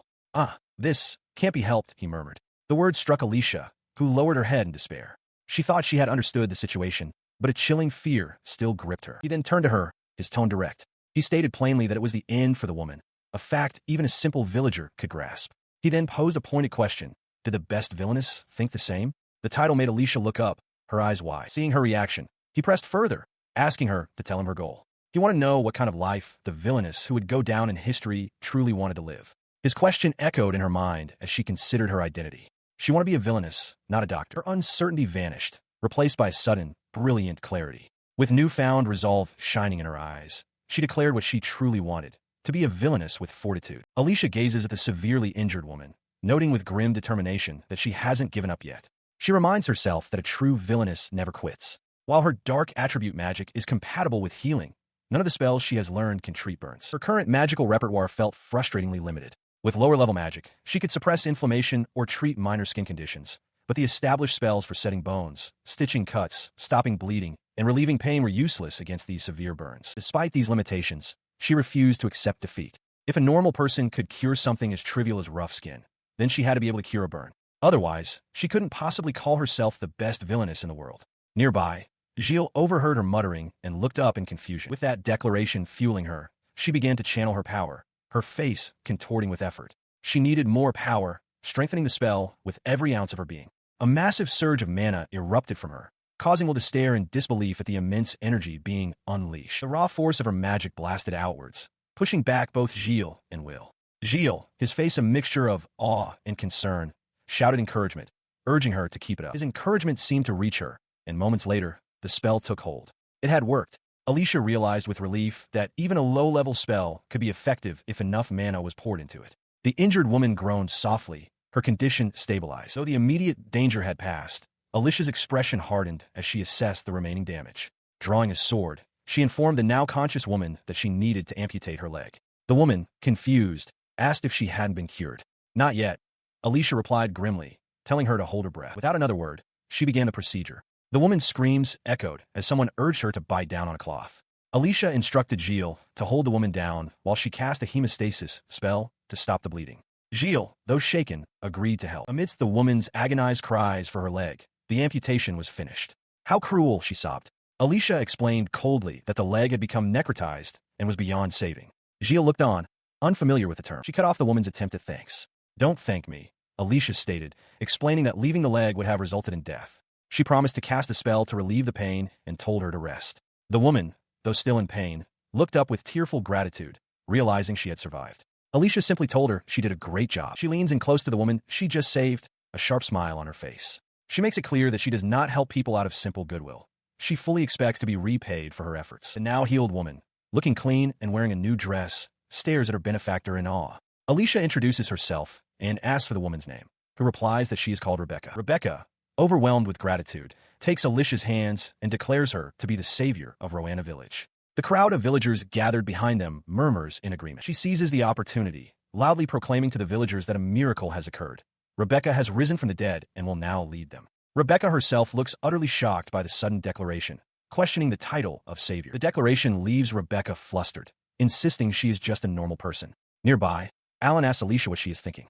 Alicia explains her strategy. She will attribute everything to Rebecca's miracle to avoid tarnishing her reputation as a villainess. She then instructs Alan to listen to the villagers' opinions and report everything back to her. He questions whether Rebecca can truly change the village. Alicia confidently states that working behind the scenes is a villain's role, something a saint could never do. She believes that only the residents themselves can truly change anything. She is merely the covert mastermind pulling the strings. Later, she speaks with Will, who thanks her profusely. He admits that if she hadn't ignited a fire within him, he would have given up. Alicia dismisses his gratitude, stating that his actions were his own and that he no longer needs her support. He smiles, agreeing that he can see clearly now. Instead of trying to restore his old life, he has decided to stay in REINCARNATES village to watch it grow and develop. As they walk, Will lays out his plans. He will entrust Rebecca to Alicia's care, while he takes responsibility for Gilles. He hands Alan a small vial, explaining it's a magic potion that will temporarily allow him to use mana. This leaves Rebecca standing alone, gazing at the sky. A bead of sweat trickles down her face, but her expression is one of firm resolve as she seemingly accepts the heavy mantle placed upon her. Leading Gilles by the hand and carrying a suitcase, Alicia walks along a stone path overlooking a quaint town. Sheep graze near a windmill as a castle looms in the distance. She takes in the view, remarking to the boy how pretty the outside world is. Her observation prompts a somber reflection from Gilles. He murmurs that it's so different, wondering aloud if he did something wrong to have been robbed of such a life. Surprised, Alicia turns to him and asks if he truly believes that, to which he quietly responds that he does not. His quiet denial is met with gentle encouragement. Looking at the boy's determined face, Alicia tells him that in that case, he should be confident in himself. On the morning of their first day of school, Gilles looks at his reflection, still in denial about wearing such high-end clothes. Alicia, already dressed in her own uniform, greets him cheerfully, announcing it's time to leave. She asks if he remembered the homework she assigned, noting that he did well learning proper etiquette in such a short time. Gilles confirms he has been practicing. Alicia then inquires about his thoughts on the saint's thesis, which proposed taking down the wall around REINCARNATES village. She explains that while it read like a beautiful fairy tale, it was ultimately a fantasy that solves nothing. Alicia agrees, surprised that no one else has pointed this out, and wonders if it's a heroine correction at play. Gilles adds that he heard the teachers think highly of the author, calling her a talented noblewoman, which reminds Alicia that the king himself called this a characteristic of a saint. With a determined smile, Alicia declares that this is where she comes in. The battle between the saint and the villainess, she announces, is about to begin. Their destination is the grand and imposing Magic Academy, its ornate architecture standing beneath a clear sky. As they walk through the halls, they immediately become the subject of whispers. Students recognize Alicia from the Williams family and gossip about Gilles, speculating that the orphan commoner is now her attendant. The gossip continues as a group of young noblewomen approaches them, one calling out Alicia's name. Alicia observes that they're drawing more attention than she expected, while Gilles looks on with a hint of concern. The girls surround Alicia, bombarding her with questions about her famous brothers, her connection to Prince Duke, and why her features differ from her family's. One mentions hearing about her from Liz Sama and invites her to a tea party. Alicia's patience wears thin. She finds their intrusive behavior utterly revolting. Her cold, dismissive aura silences the group. The girls recoil, flustered, stammering that they were only trying to be nice. At that moment, a cheerful voice calls her name. Liz Cather appears, flanked by a group of handsome young men, and greets Alicia with a bright smile, saying she was looking forward to meeting her. Alicia is taken aback, recognizing the game's heroine and her entourage. She's confronted by Liz Cather, who demands to know why she would accuse others of revolting. As Liz speaks, Alicia glances at her own brother, Albert, standing silently beside Liz, realizing with a pang that he has become her bodyguard and that they barely speak anymore. Liz continues her admonishment, stating that while it was unpleasant how familiarly the others acted, Alicia still shouldn't have hurt their feelings. She then asks Alicia to consider how she would feel if someone said the same things to her. Her tone then softens into one of saintly grace. With a gentle smile, Liz offers to help Alicia gather the courage to apologize, promising to even hold her hand and assuring her that everyone is sure to forgive her. Alicia stares back, utterly bewildered by the proposition. Misinterpreting her silence, Liz presses on, asking if what Alicia truly wants is to make up and be friends with everyone. Her response is a flat refusal. Alicia states clearly that she has no intention of playing buddy-buddy with anyone and that includes Liz. She tells the girl not to force herself to try and befriend her, then announces her departure. She turns and walks away, leaving the entire group of nobles standing in stunned, awkward silence. As she proceeds down the hall, Gilles hurries to catch up. He anxiously asks if she's truly okay after causing a scene, warning her that rejecting Liz's kindness will shock everyone and that rumors will spread all over the school. Alicia simply confirms that she is. He continues to fret, acknowledging her dream of becoming a villainess, but admitting that the thought of everyone hating her is scary. While he worries, Alicia beams with pride, declaring that it was the perfect entrance for a villainess and great progress toward her goal. As she walks on ahead, Gilles calls out her name, his voice trailing off. Alicia stops dead in her tracks, a confused expression crossing her face. In an instant, her triumphant demeanor shatters. Her eyes widen in shock as a tear begins to well, struck by a sudden, painful realization. Her sudden realization was interrupted by a gentle voice. Before her stood Prince Duke, his hand outstretched in a welcoming gesture as she stammered his name in disbelief. In a tyrannical display of power, he used teleportation magic to bring her instantly to the student council's office. As he steadied her, he commented that she looked well. He then pressed her against a wall, his expression turning serious. He demanded to know why she hadn't turned down the king's request, confirming her suspicion that he knew about their deal. She questioned how he could use teleportation, a national secret, but he simply reminded her of his status as a prince. She met his gaze with a confident smirk, explaining her reasoning. As a villainess, she must be wary of the heroine, whom Duke was supposed to adore. Furthermore, the king's request gave her the perfect excuse to speak to the saint however she pleased, absolving her of any cruelty. His intensity seemed to melt away. He gently took the pendant of her necklace between his fingers, a soft smile on his lips. A memory surfaced of a younger Duke wishing her a happy birthday as he presented the gift. Having just behaved villainously, she braced herself, wondering if he would wrench it from her neck. Instead, he leaned closer, his voice a low murmur.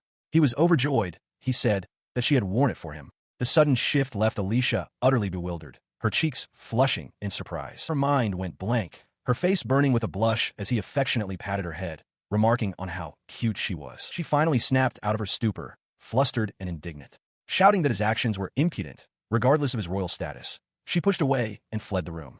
He watched her go, a smirk playing on his lips as he mused about the crimes the blushing child had committed. She ran right into Lord Eric in the hallway. He called out her name, relieved to see her after she had suddenly vanished. He asked if she was okay and what the magic was, but she simply stated that she was fine and that the prince had just wanted to chat. He pressed further, pointing out her unusual expression and asking what the prince wanted. The reality of the situation crashed down on Alicia. She had been teased. The thought was baffling. Why would Duke do such a thing to someone he supposedly dislikes? She resolved to get her act together, chiding herself for a blunder unworthy of a villainess. She decides that now is the time to act. After school, she walks with purpose through the academy gates, leaving another student behind. Her destination is the Magic Academy's Rose Garden, where a gathering is already underway. She understands that this is the main event she has been anticipating. As she arrives, Liz Cather greets her warmly, expressing how glad she is that Alicia came. Alicia responds politely, stating it's an honor to be invited to the large tea party. Liz reassures her that everyone present is a good friend and that Alicia will surely make friends soon as well. The girl then changes the subject, apologizing for the trouble, but asking if Alicia would mind exchanging opinions. She explains that she's heard Alicia is extremely talented and would like to learn from her. Alicia is taken aback, revealing she has already obtained and read a copy of Liz's thesis. While other students gather around to praise Liz's well-deserved work, Alicia begins to read from the paper. She summarizes its points. Removing the wall around Roanna Village would bring prosperity and solve the nation's inequality. She then looks directly at Liz, asking if she truly believes everyone is equal and that the system's power imbalance is a problem. Her demeanor shifts entirely. She declares she is ashamed to say the paper was so tedious she got bored halfway through.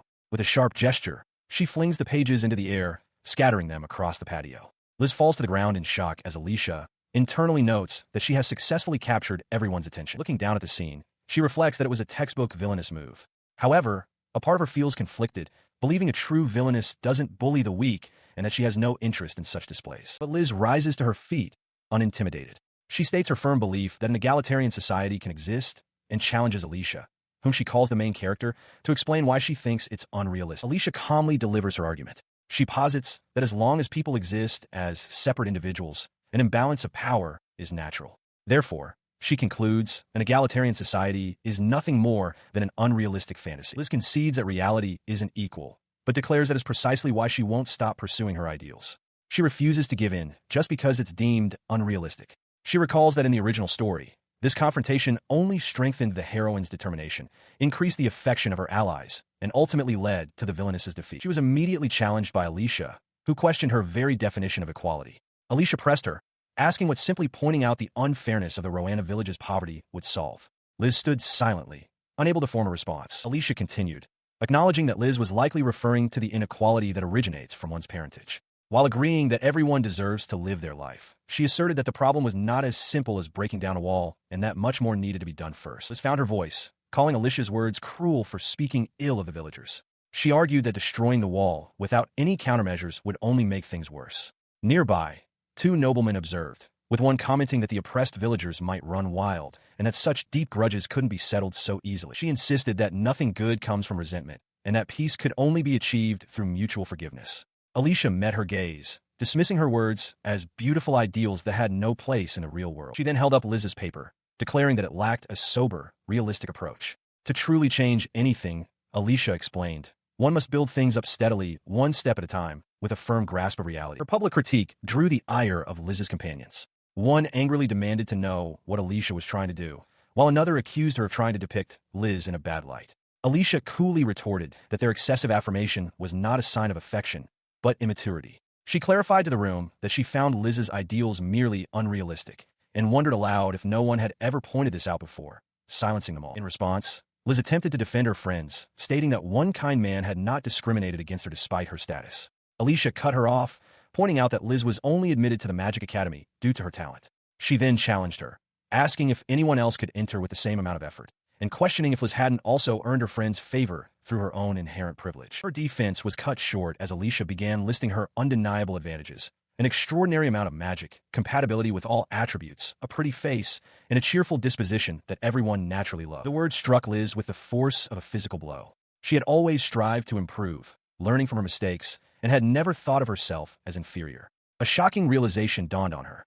There was likely no one else as blessed as she was. As she reeled from this realization, Alicia delivered her final point. She explained that she didn't think being a good person was bad, but that Liz had misunderstood. When Liz defined equality as all lives holding equal value, she ignored the fact that the conditions for each life are naturally different, making true sameness an impossibility. She continues her explanation, stating that factors like one's environment, status, appearance, competence, and charisma are all part of an individual's personality. She argues that no matter how much the gap is reduced, true equality can't be achieved by any means. While people train to achieve their goals, it's difficult to truly measure who is better, and she believes pursuing such a comparison is unhealthy. She clarifies that she isn't trying to discourage hard work, but rather pities those who inevitably end up at the bottom. Her point, she insists, is that if superiority earned through effort isn't appreciated in the name of equality, then the entire endeavor becomes meaningless. Liz Cather stands frozen, clutching her papers. The weight of Alicia's words settles upon her. She realizes that as a strong and blessed person, her thoughtless statements can have a great, and perhaps unintended, influence on others. Her realization deepens as those around them react. John Evans dismisses the argument as sophistry, while Duke observes how difficult it is to change an influenced mind.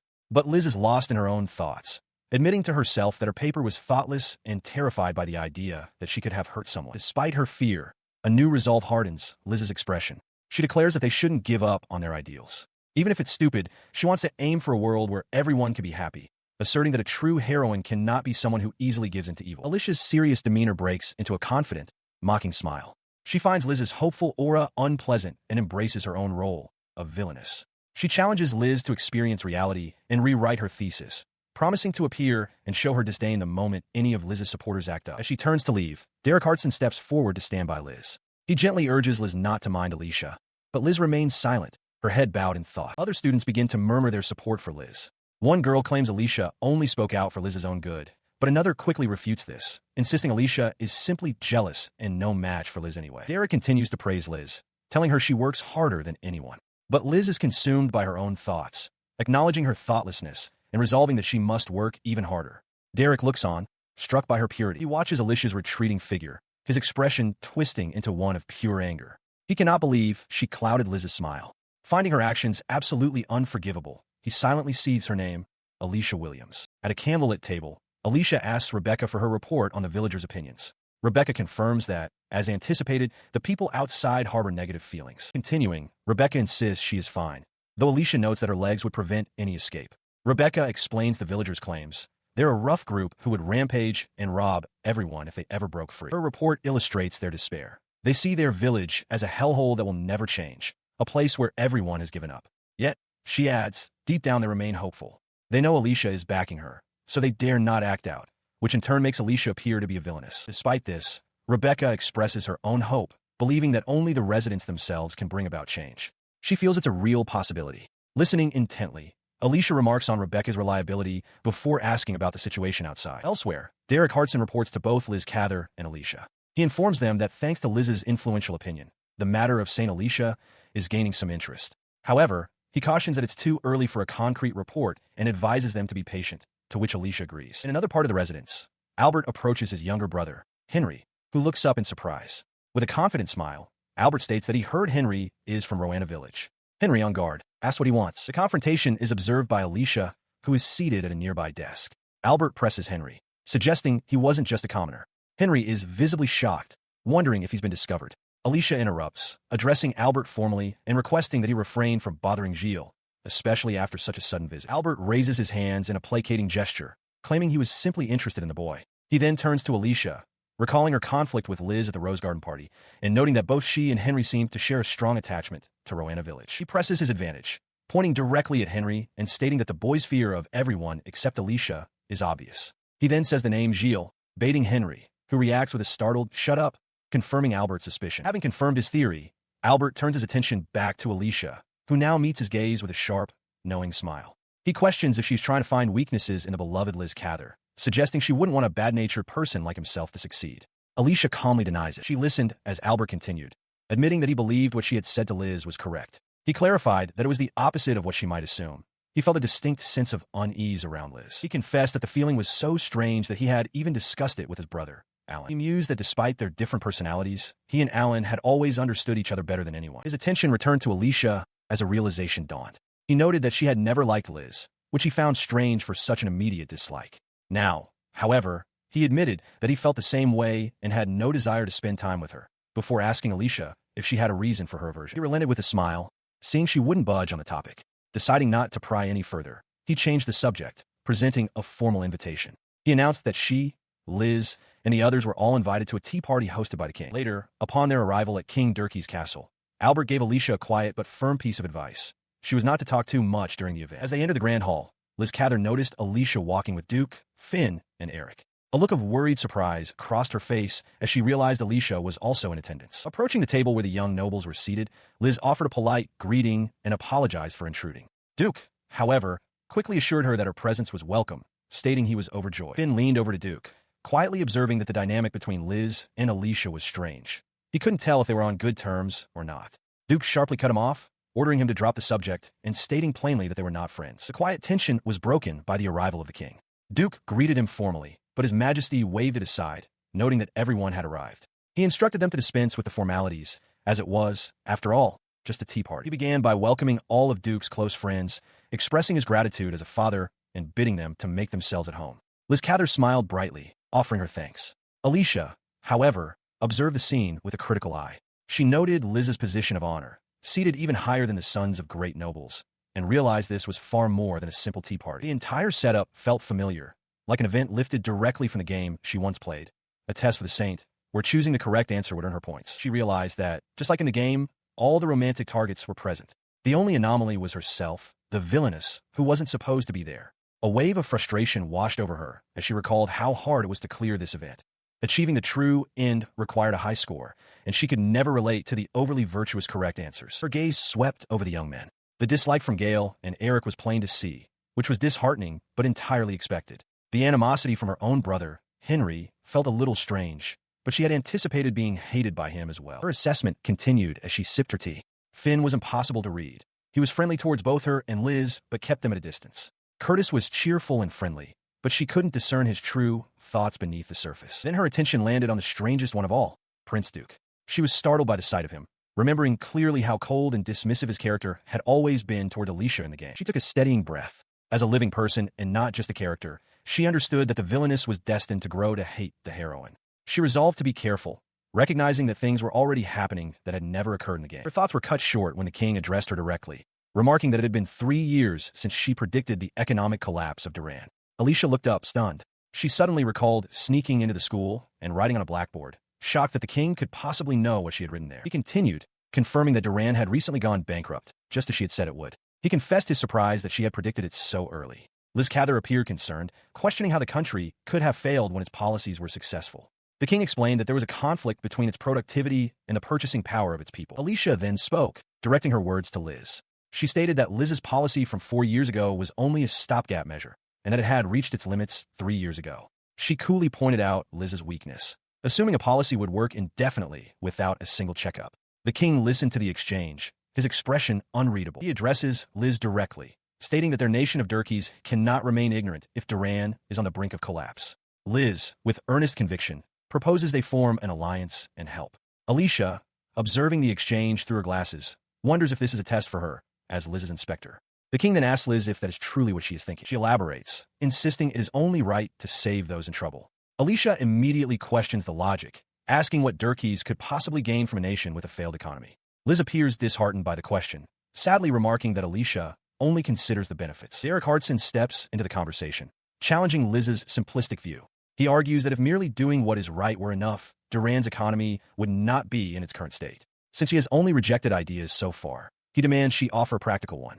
As Liz hesitates, Alicia puts forth a bold suggestion to take advantage of Duran's vulnerability and make it a tributary state. Her proposal horrifies Liz, who equates it to outright conquest. Unfazed, Alicia clarifies her strategic thinking. She explains that Duran is a small country, making its problems insignificant in the long term.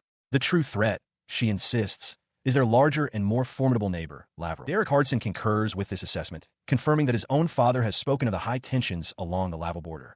He agrees that any benefits reaped from Duran would be minimal. Still focused on the human cost, Liz presses the point, asking what will happen to the people of Duran. She argues that while the gains from Duran are small, the potential losses that Lavrov could inflict are immense. The king finally intervenes, reminding everyone that their primary duty is to protect their own people. He warns that acting merely for the happiness of a neighboring country could jeopardize their own nation's security. Alicia then turns to Liz, telling her that if she genuinely wants to help, she must think more critically. She elaborates on the economic reality. Duran's recovery will take more than foreign aid. The nation must generate its own profits through exports, such as their specialized potatoes. However, she points out a key problem. The potatoes have a unique taste, resulting in low demand elsewhere. A spark of an idea ignites in Liz. She exclaims that they should increase the value of the potatoes, reasoning that if the entire country focuses on their production, the profits could be enormous. Her suggestion earns a smile from the king, who expresses his pride in having such an excellent citizen. Alicia, however, remains stoic. The king then adds a dose of realism, cautioning that while her idea presents a possibility, she should not expect a simple, one-shot solution. True progress, he advises, requires facing reality slowly and steadily. As the discussion concludes, Alicia reflects on the exchange. She concedes that the response wasn't bad, but finds the entire tea party to have been uncomfortably stiff. All she wants now is to go home. She let out a sigh of relief as soon as the king departed. The conversation had become unbearable, revolving entirely around Liz. Finding herself in an unfamiliar hallway, she looked around, feeling intimidated by the rows of royal portraits. She couldn't recall passing this way when she arrived and wondered where she was. Her attention was caught by one portrait in particular. The seated boy looked just like Prince Duke when they first met, though his skin and hair color were different, suggesting they weren't the same person. The man standing beside the boy also seemed familiar, making her wonder if they had met. Then it struck her. It was a portrait of the prince's grandfather and uncle. A voice suddenly addressed her. It was Prince Duke. "I look like my father, don't I?" he asked, adding that his skin tone was the one trait he inherited from his mother. He clarified that the figure on the throne in the portrait was the younger brother, while the one standing was the elder. Seeing her alone, he offered to guide her to the exit. Walking beside him, Alicia grew agitated. She questioned if he shouldn't be with Liz, worrying aloud if he was escorting her just to ensure she behaved.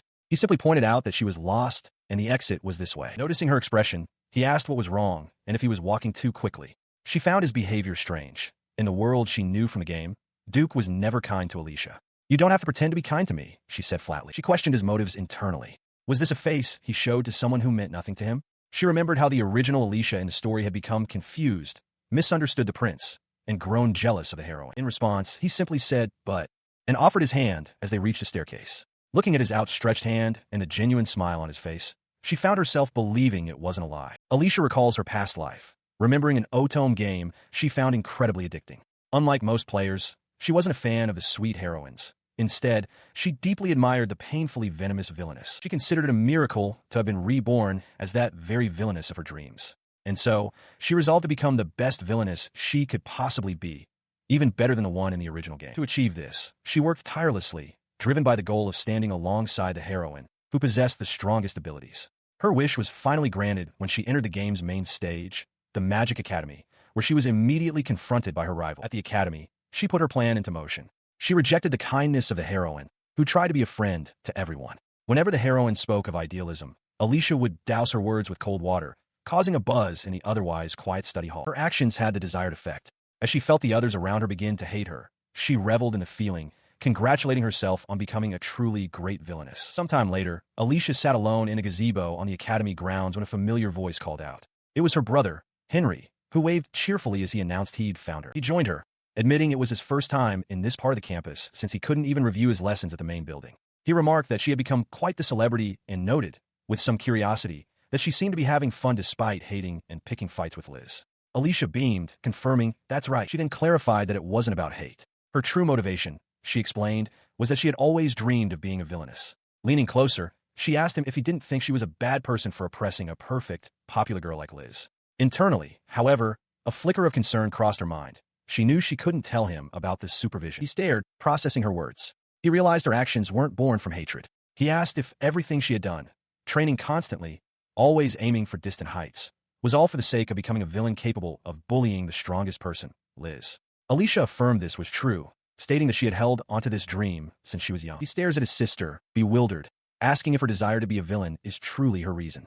Alicia, with a stern expression, confirms she is being serious and demands to know why he's making such a face. From nearby, another voice chimes in, expressing a degree of understanding.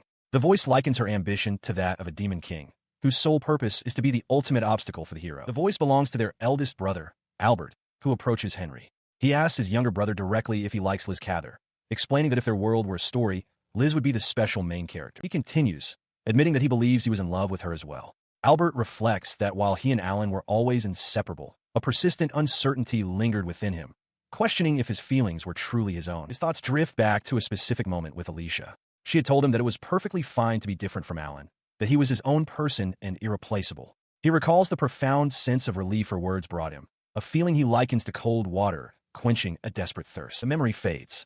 In the present, Alicia bluntly calls him an idiot, stating that he should know his own identity without needing it explained.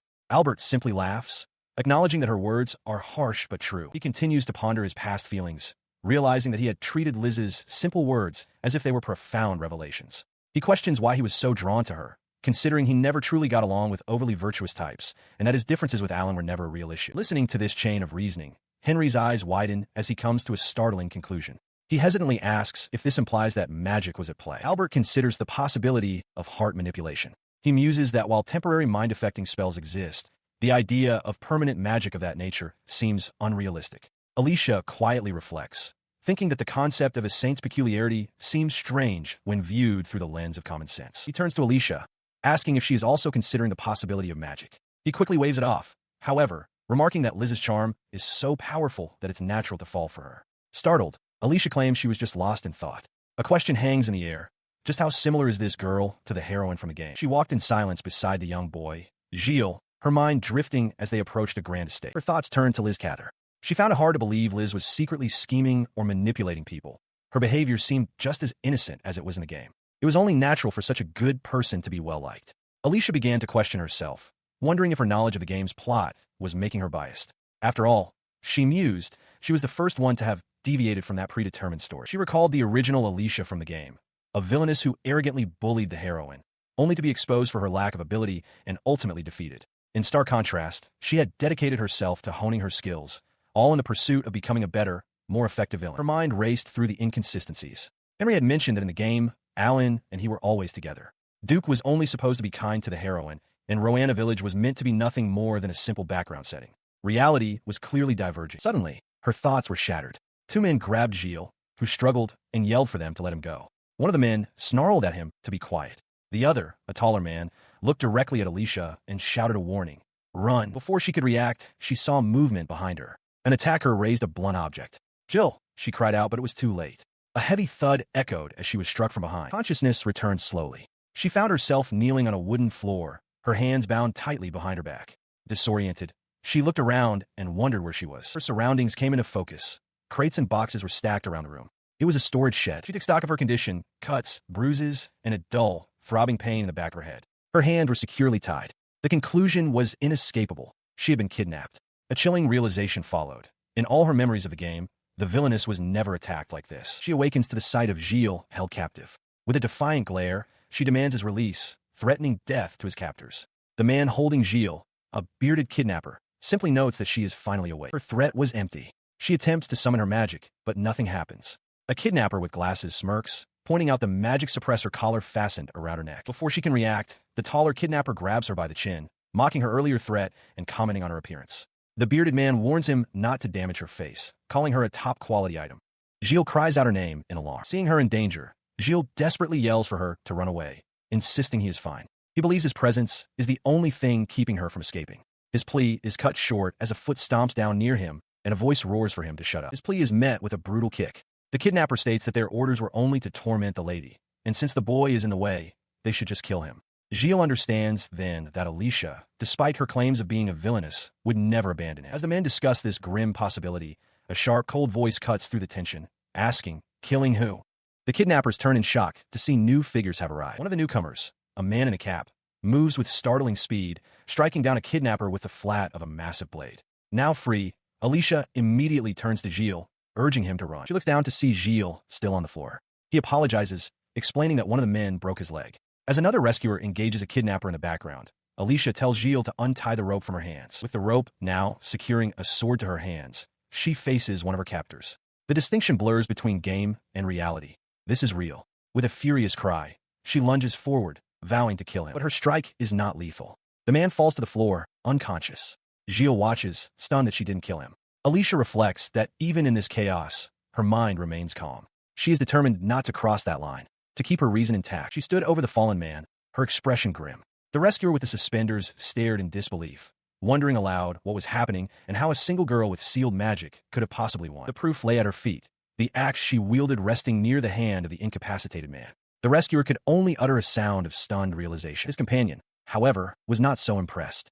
Calling the others cowards, the man with the cap declared he would handle it and lunged at Alicia with his sword. She met his blade with the axe, the impact sending sparks flying through the small shack. The force of her parry sent him stumbling back, shocked by her unexpected power. He cursed his disadvantage in the confined space, realizing he needed an open area and another weapon to face her. He scrambled out of the shack, his fear turning to rage. Calling her a monster, he swore he would kill her, but a sudden command to stop cut through the air. The voice belonged to Gilles, who emerged from beneath the floorboards. He desperately shouted at Alicia, calling her an idiot and reminding her that the man was their enemy. But Alicia was enveloped in a soft, restraining light.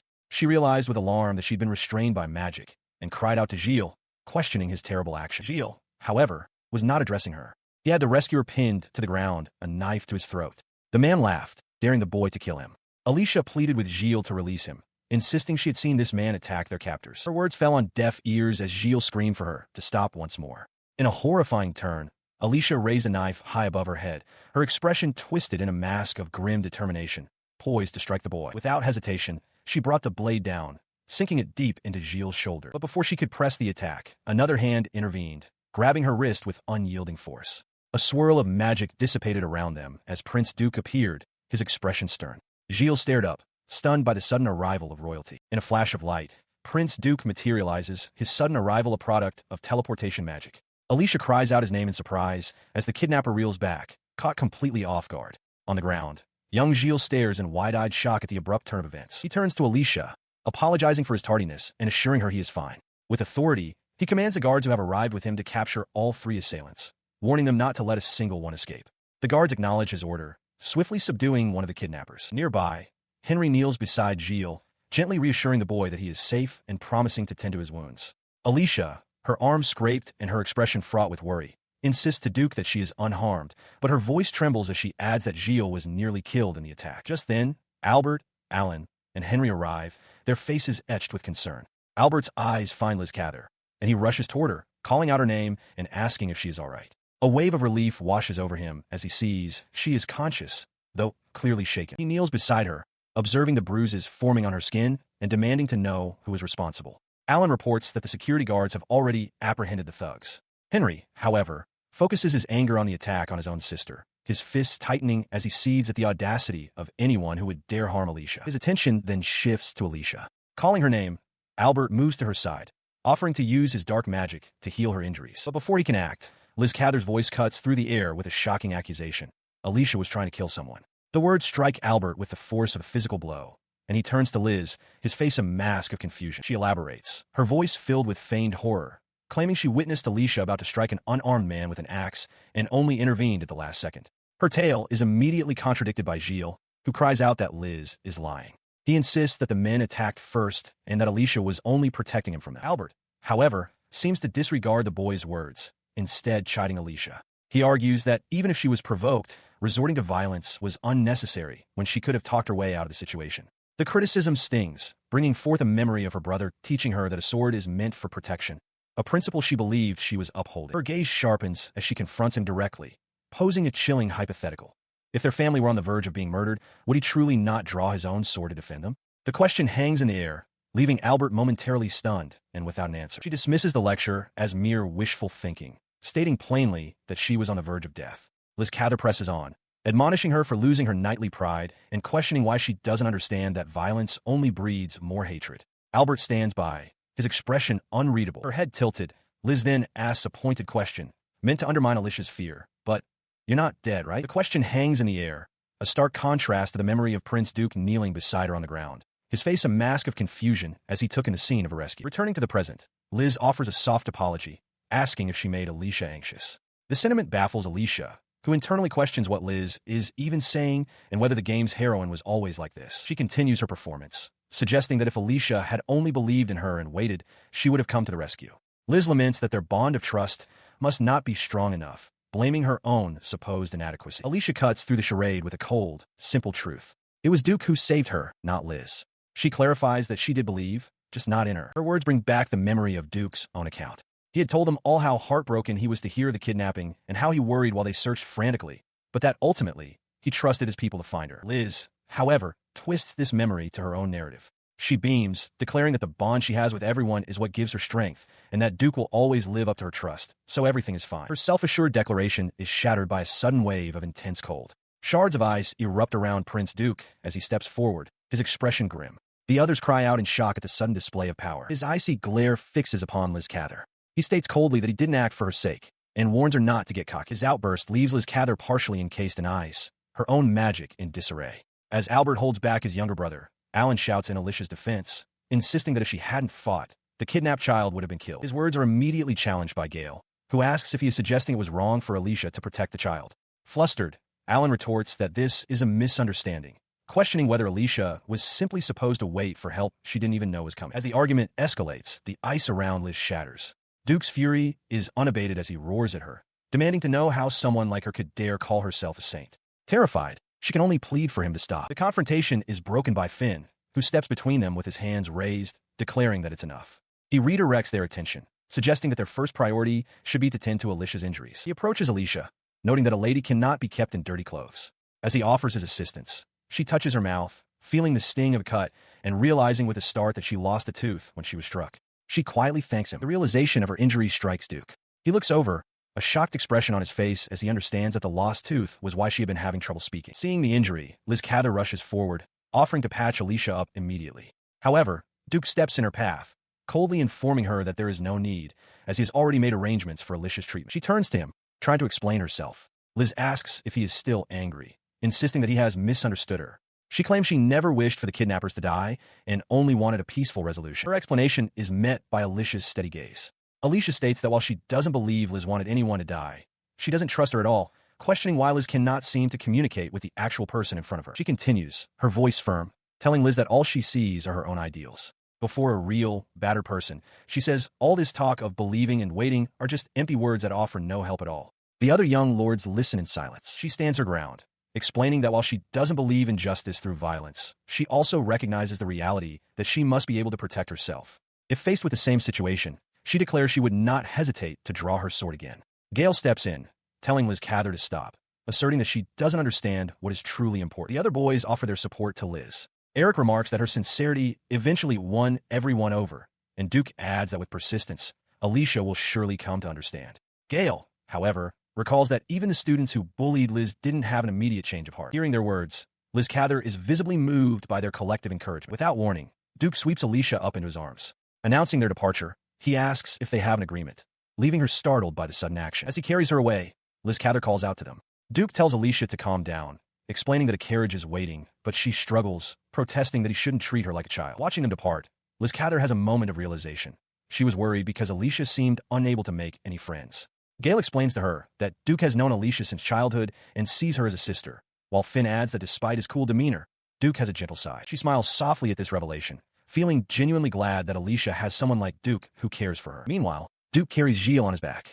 The young boy insists he can walk by himself, but Duke dismisses the notion with a click of his tongue, questioning whether an attendant should ever let his master walk. He glances back, a concerned expression on his face as he notes that he has fewer injuries than Gilles. Moments later, he is once again carrying Alicia, insisting she's been through enough and needs to rest, though she questions if his actions are excessive. He sits her down gently, his expression serious. He tells her that she should be free to do as she wishes, but makes her promise not to do anything that would put her life at risk. His earnest plea leaves her momentarily speechless. She clings to Prince Duke, confessing that it felt as if she would die from worry. His heart pounds in his chest as he holds her, a blush creeping up his neck. He feels he won't be able to hold himself back, admitting to himself that he really does quite like her. Her own anxieties begin to fade.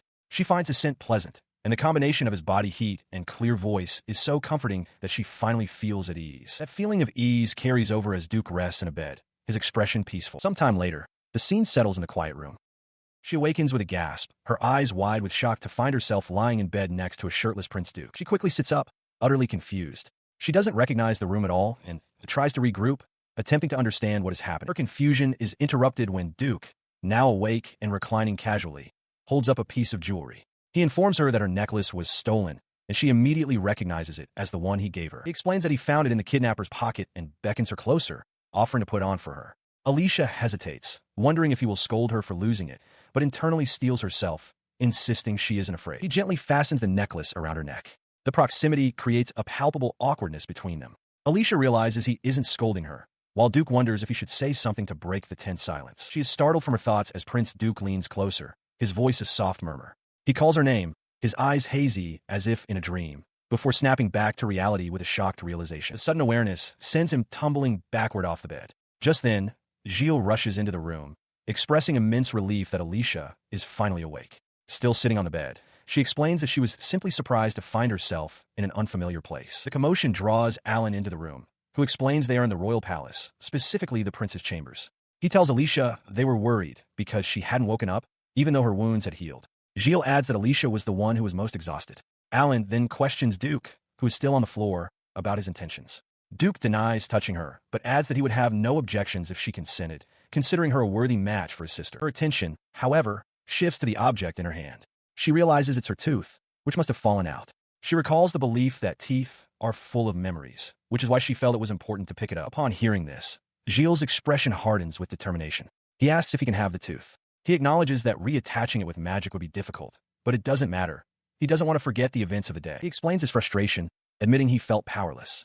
He believes the attackers were targeting Alicia and that he was merely a bystander caught in the crossfire, unable to help her at all. His frustration solidifies into a vow. Clenching his fist, Gilles declares that he wants to become strong so he can protect Alicia. Nearby, Alan observes the boy's resolve, remarking to Duke that Gilles is going to grow into a fine man. After his passionate declaration, Gilles' focus returns to the present moment, and he pointedly asks Duke why he is still not dressed. Sometime later, with everyone properly attired, the conversation resumes.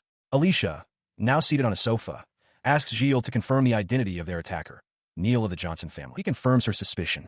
Gilles explains that Neil caused all the trouble simply because he felt Liz Cather had been wronged. Alan adds to this, identifying Neil as one of Liz's most avid followers and recalling how Neil had been glaring at Alicia during the Rose Garden party. He expressed his surprise, learning that the Johnson family had already received formal action from the royal family. Duke confirmed it, adding that he'd already seen the culprit beaten severely. Across the room, Alicia savored the news, a smirk playing on her lips. She acknowledged that they had bested her this time, but vowed she would not let them get away with it, already plotting her next move. Her plotting came to a halt as she realized there was nothing left for her to do.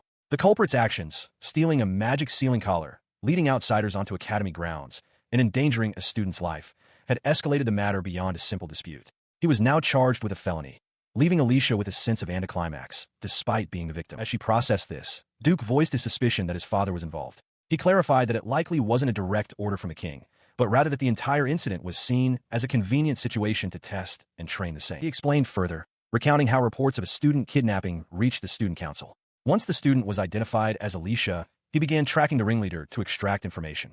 However, one of the king's own watchdogs had already informed Liz Cather of Alicia's location. His brother reacted with disbelief. Alan now understood that their father had prioritized creating an opportunity for Liz's growth, allowing her to resolve this situation herself. Overhearing their exchange, Alicia scoffed internally at the constant praise for Liz Cather, wondering aloud if saints were truly so remarkable. Duke, meanwhile, continued his explanation to Alan. He reasoned that since the legendary saint is destined to save the country, he must present himself as a suitable trial for her. As he spoke, Alan noticed a look of genuine enjoyment on his brother's face. He mused that their father surely hadn't intended to disregard Alicia's life. Yet, he conceded that while their father valued Alicia, his ultimate focus remained solely on the legendary saint. Alan then challenged him directly, pointing out that the prince was no different, as he was destined to marry Liz Cather himself. He paused before revealing that Alicia herself had told him about the legend of the saint. According to the tale, the saint and the prince are destined partners who find a happy ending together. Duke concluded that this was likely their father's ultimate intention. He looked at Alicia with unwavering resolve, declaring that he had no intention of following such an uncertain path. He would write his own destiny, he explained, because he had already made his choice a long time ago. Alicia could only stare back, a hint of surprise and confusion in her eyes. This conviction was one he had shared before. In a memory, he told a younger Gilles that there is no such thing as a pre-made happy ending. One must go out and create their own. Back in the present, Gilles directly challenged the prince, asking if he was leading Alicia on, given the possibility that he might marry Liz in the future.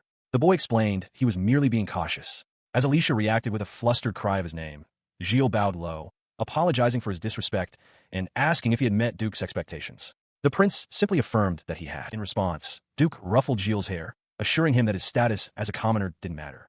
He stated that he had spoken of his own volition, because both of them simply wanted to protect Alicia. Gilles, taken aback, mentioned that he'd heard there were punishments for disrespecting royalty. He then gently patted the boy's head, thanking him for coming to Alicia's aid. Gilles readily agreed. Watching them, Alicia blushed, internally questioning what sort of expression she should be making. Nearby, Alan observed the entire exchange with a knowing smile. Sometime later, as Gilles served her tea, Alicia mulled over the prince's words. She decided she wasn't taking any talk of marriage seriously, reasoning that to him, she was like a little sister at best. She grew more flustered as she thought about it, admitting to herself that while she knew he liked her to some extent, royal marriages were not simply a matter of feelings. Besides, he had never even explicitly said he liked her. Listening intently, Gilles looked on with a serious expression, thinking that he was starting to feel sorry for the prince. His sympathy gave way to a blunt assessment. He told Alicia that she was weak in the romance department. Shocked, she demanded to know what he meant, clenching her fist and declaring that she was all about strength, and that was all she needed. After her outburst, she calmed herself with a sip of tea. She reflected that while she had finally been able to confront Liz, her actions had put Gilles in danger. This only strengthened her resolve. She was steadfast on her road to becoming the ultimate villainess. This realization solidified her resolve. She stood, proclaiming that she would rekindle her determination and work hard. She declared, no time for romance. She calls out to her father, her voice echoing with confusion through the grand room. Standing before him in his study, she protests his decision. She reminds him that her special enrollment was conditional on her supervising Liz Cather, but he cuts her off, stating his mind is made up. The supervision must end. He rises from his desk, his voice filled with regret. Alicia insists it was a role she wanted and that he had approved it, but he slams his hands down, shouting that he never would have given permission had he known her life would be endangered. He concedes that her magic is probably superior to Albert's at this point, but questions why she feels the need to push herself so hard. His tone softens, but his concern remains palpable. He acknowledges her exceptional talent, but reminds her she is still only a 13-year-old girl. He reveals he heard about the kidnapping and how she was almost killed, an event that nearly gave him a heart attack. He had foolishly assumed her rivalry with Liz would amount to nothing more than petty squabbles between students. Reaching out, he gently takes her hand in his. He tells her he doesn't want her to be in danger ever again. She recognizes his sincere concern, acknowledging to herself that her own desires are selfish, but her resolve does not waver. Despite his heartfelt plea, she looks up at him with unwavering determination. She declares that she will not stop and begs him for one more chance. She continues to make her case, admitting she let her guard down this time, but insisting her magical abilities are among the best on campus. She refuses to give up after a single failure. Her father, however, remains unconvinced, asking what she will do if something like this happens again. Her thoughts race as she considers the true threat. She had once dismissed Liz Cather's power as a typical heroine setup, but now she understands the reality. Liz's abilities are monstrous, capable of casting magic from all attributes at an average level of 80. Seeing her stubborn silence, her father presses his point. He calls her stubborn and states that while she is good, she isn't good enough to compete with Liz and her many supporters throughout the school. Alicia simply replies that she plans to train even harder. He finally relents, but with a steep condition. He agrees to let her continue, but only if she reaches level 90 in magic. The demand stuns her. She knows that the higher the level, the harder it is to progress.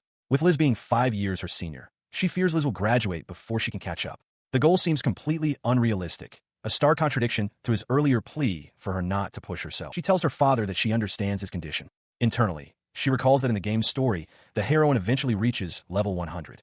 Her father, however, questions her, asking if she truly believes he would give up on his stance if his terms were unreasonable. She looks at him, frustrated, pointing out that he is adding new conditions after they had already come to an agreement. She then pleads with him not to do something like this again. Her frustration then melts away, replaced by a spark of fierce determination in her eyes. She declares that, as the heroine's rival, there would be no point if she couldn't achieve such a feat with unwavering confidence. She vows to reach level 90 and promises she will make sure of it.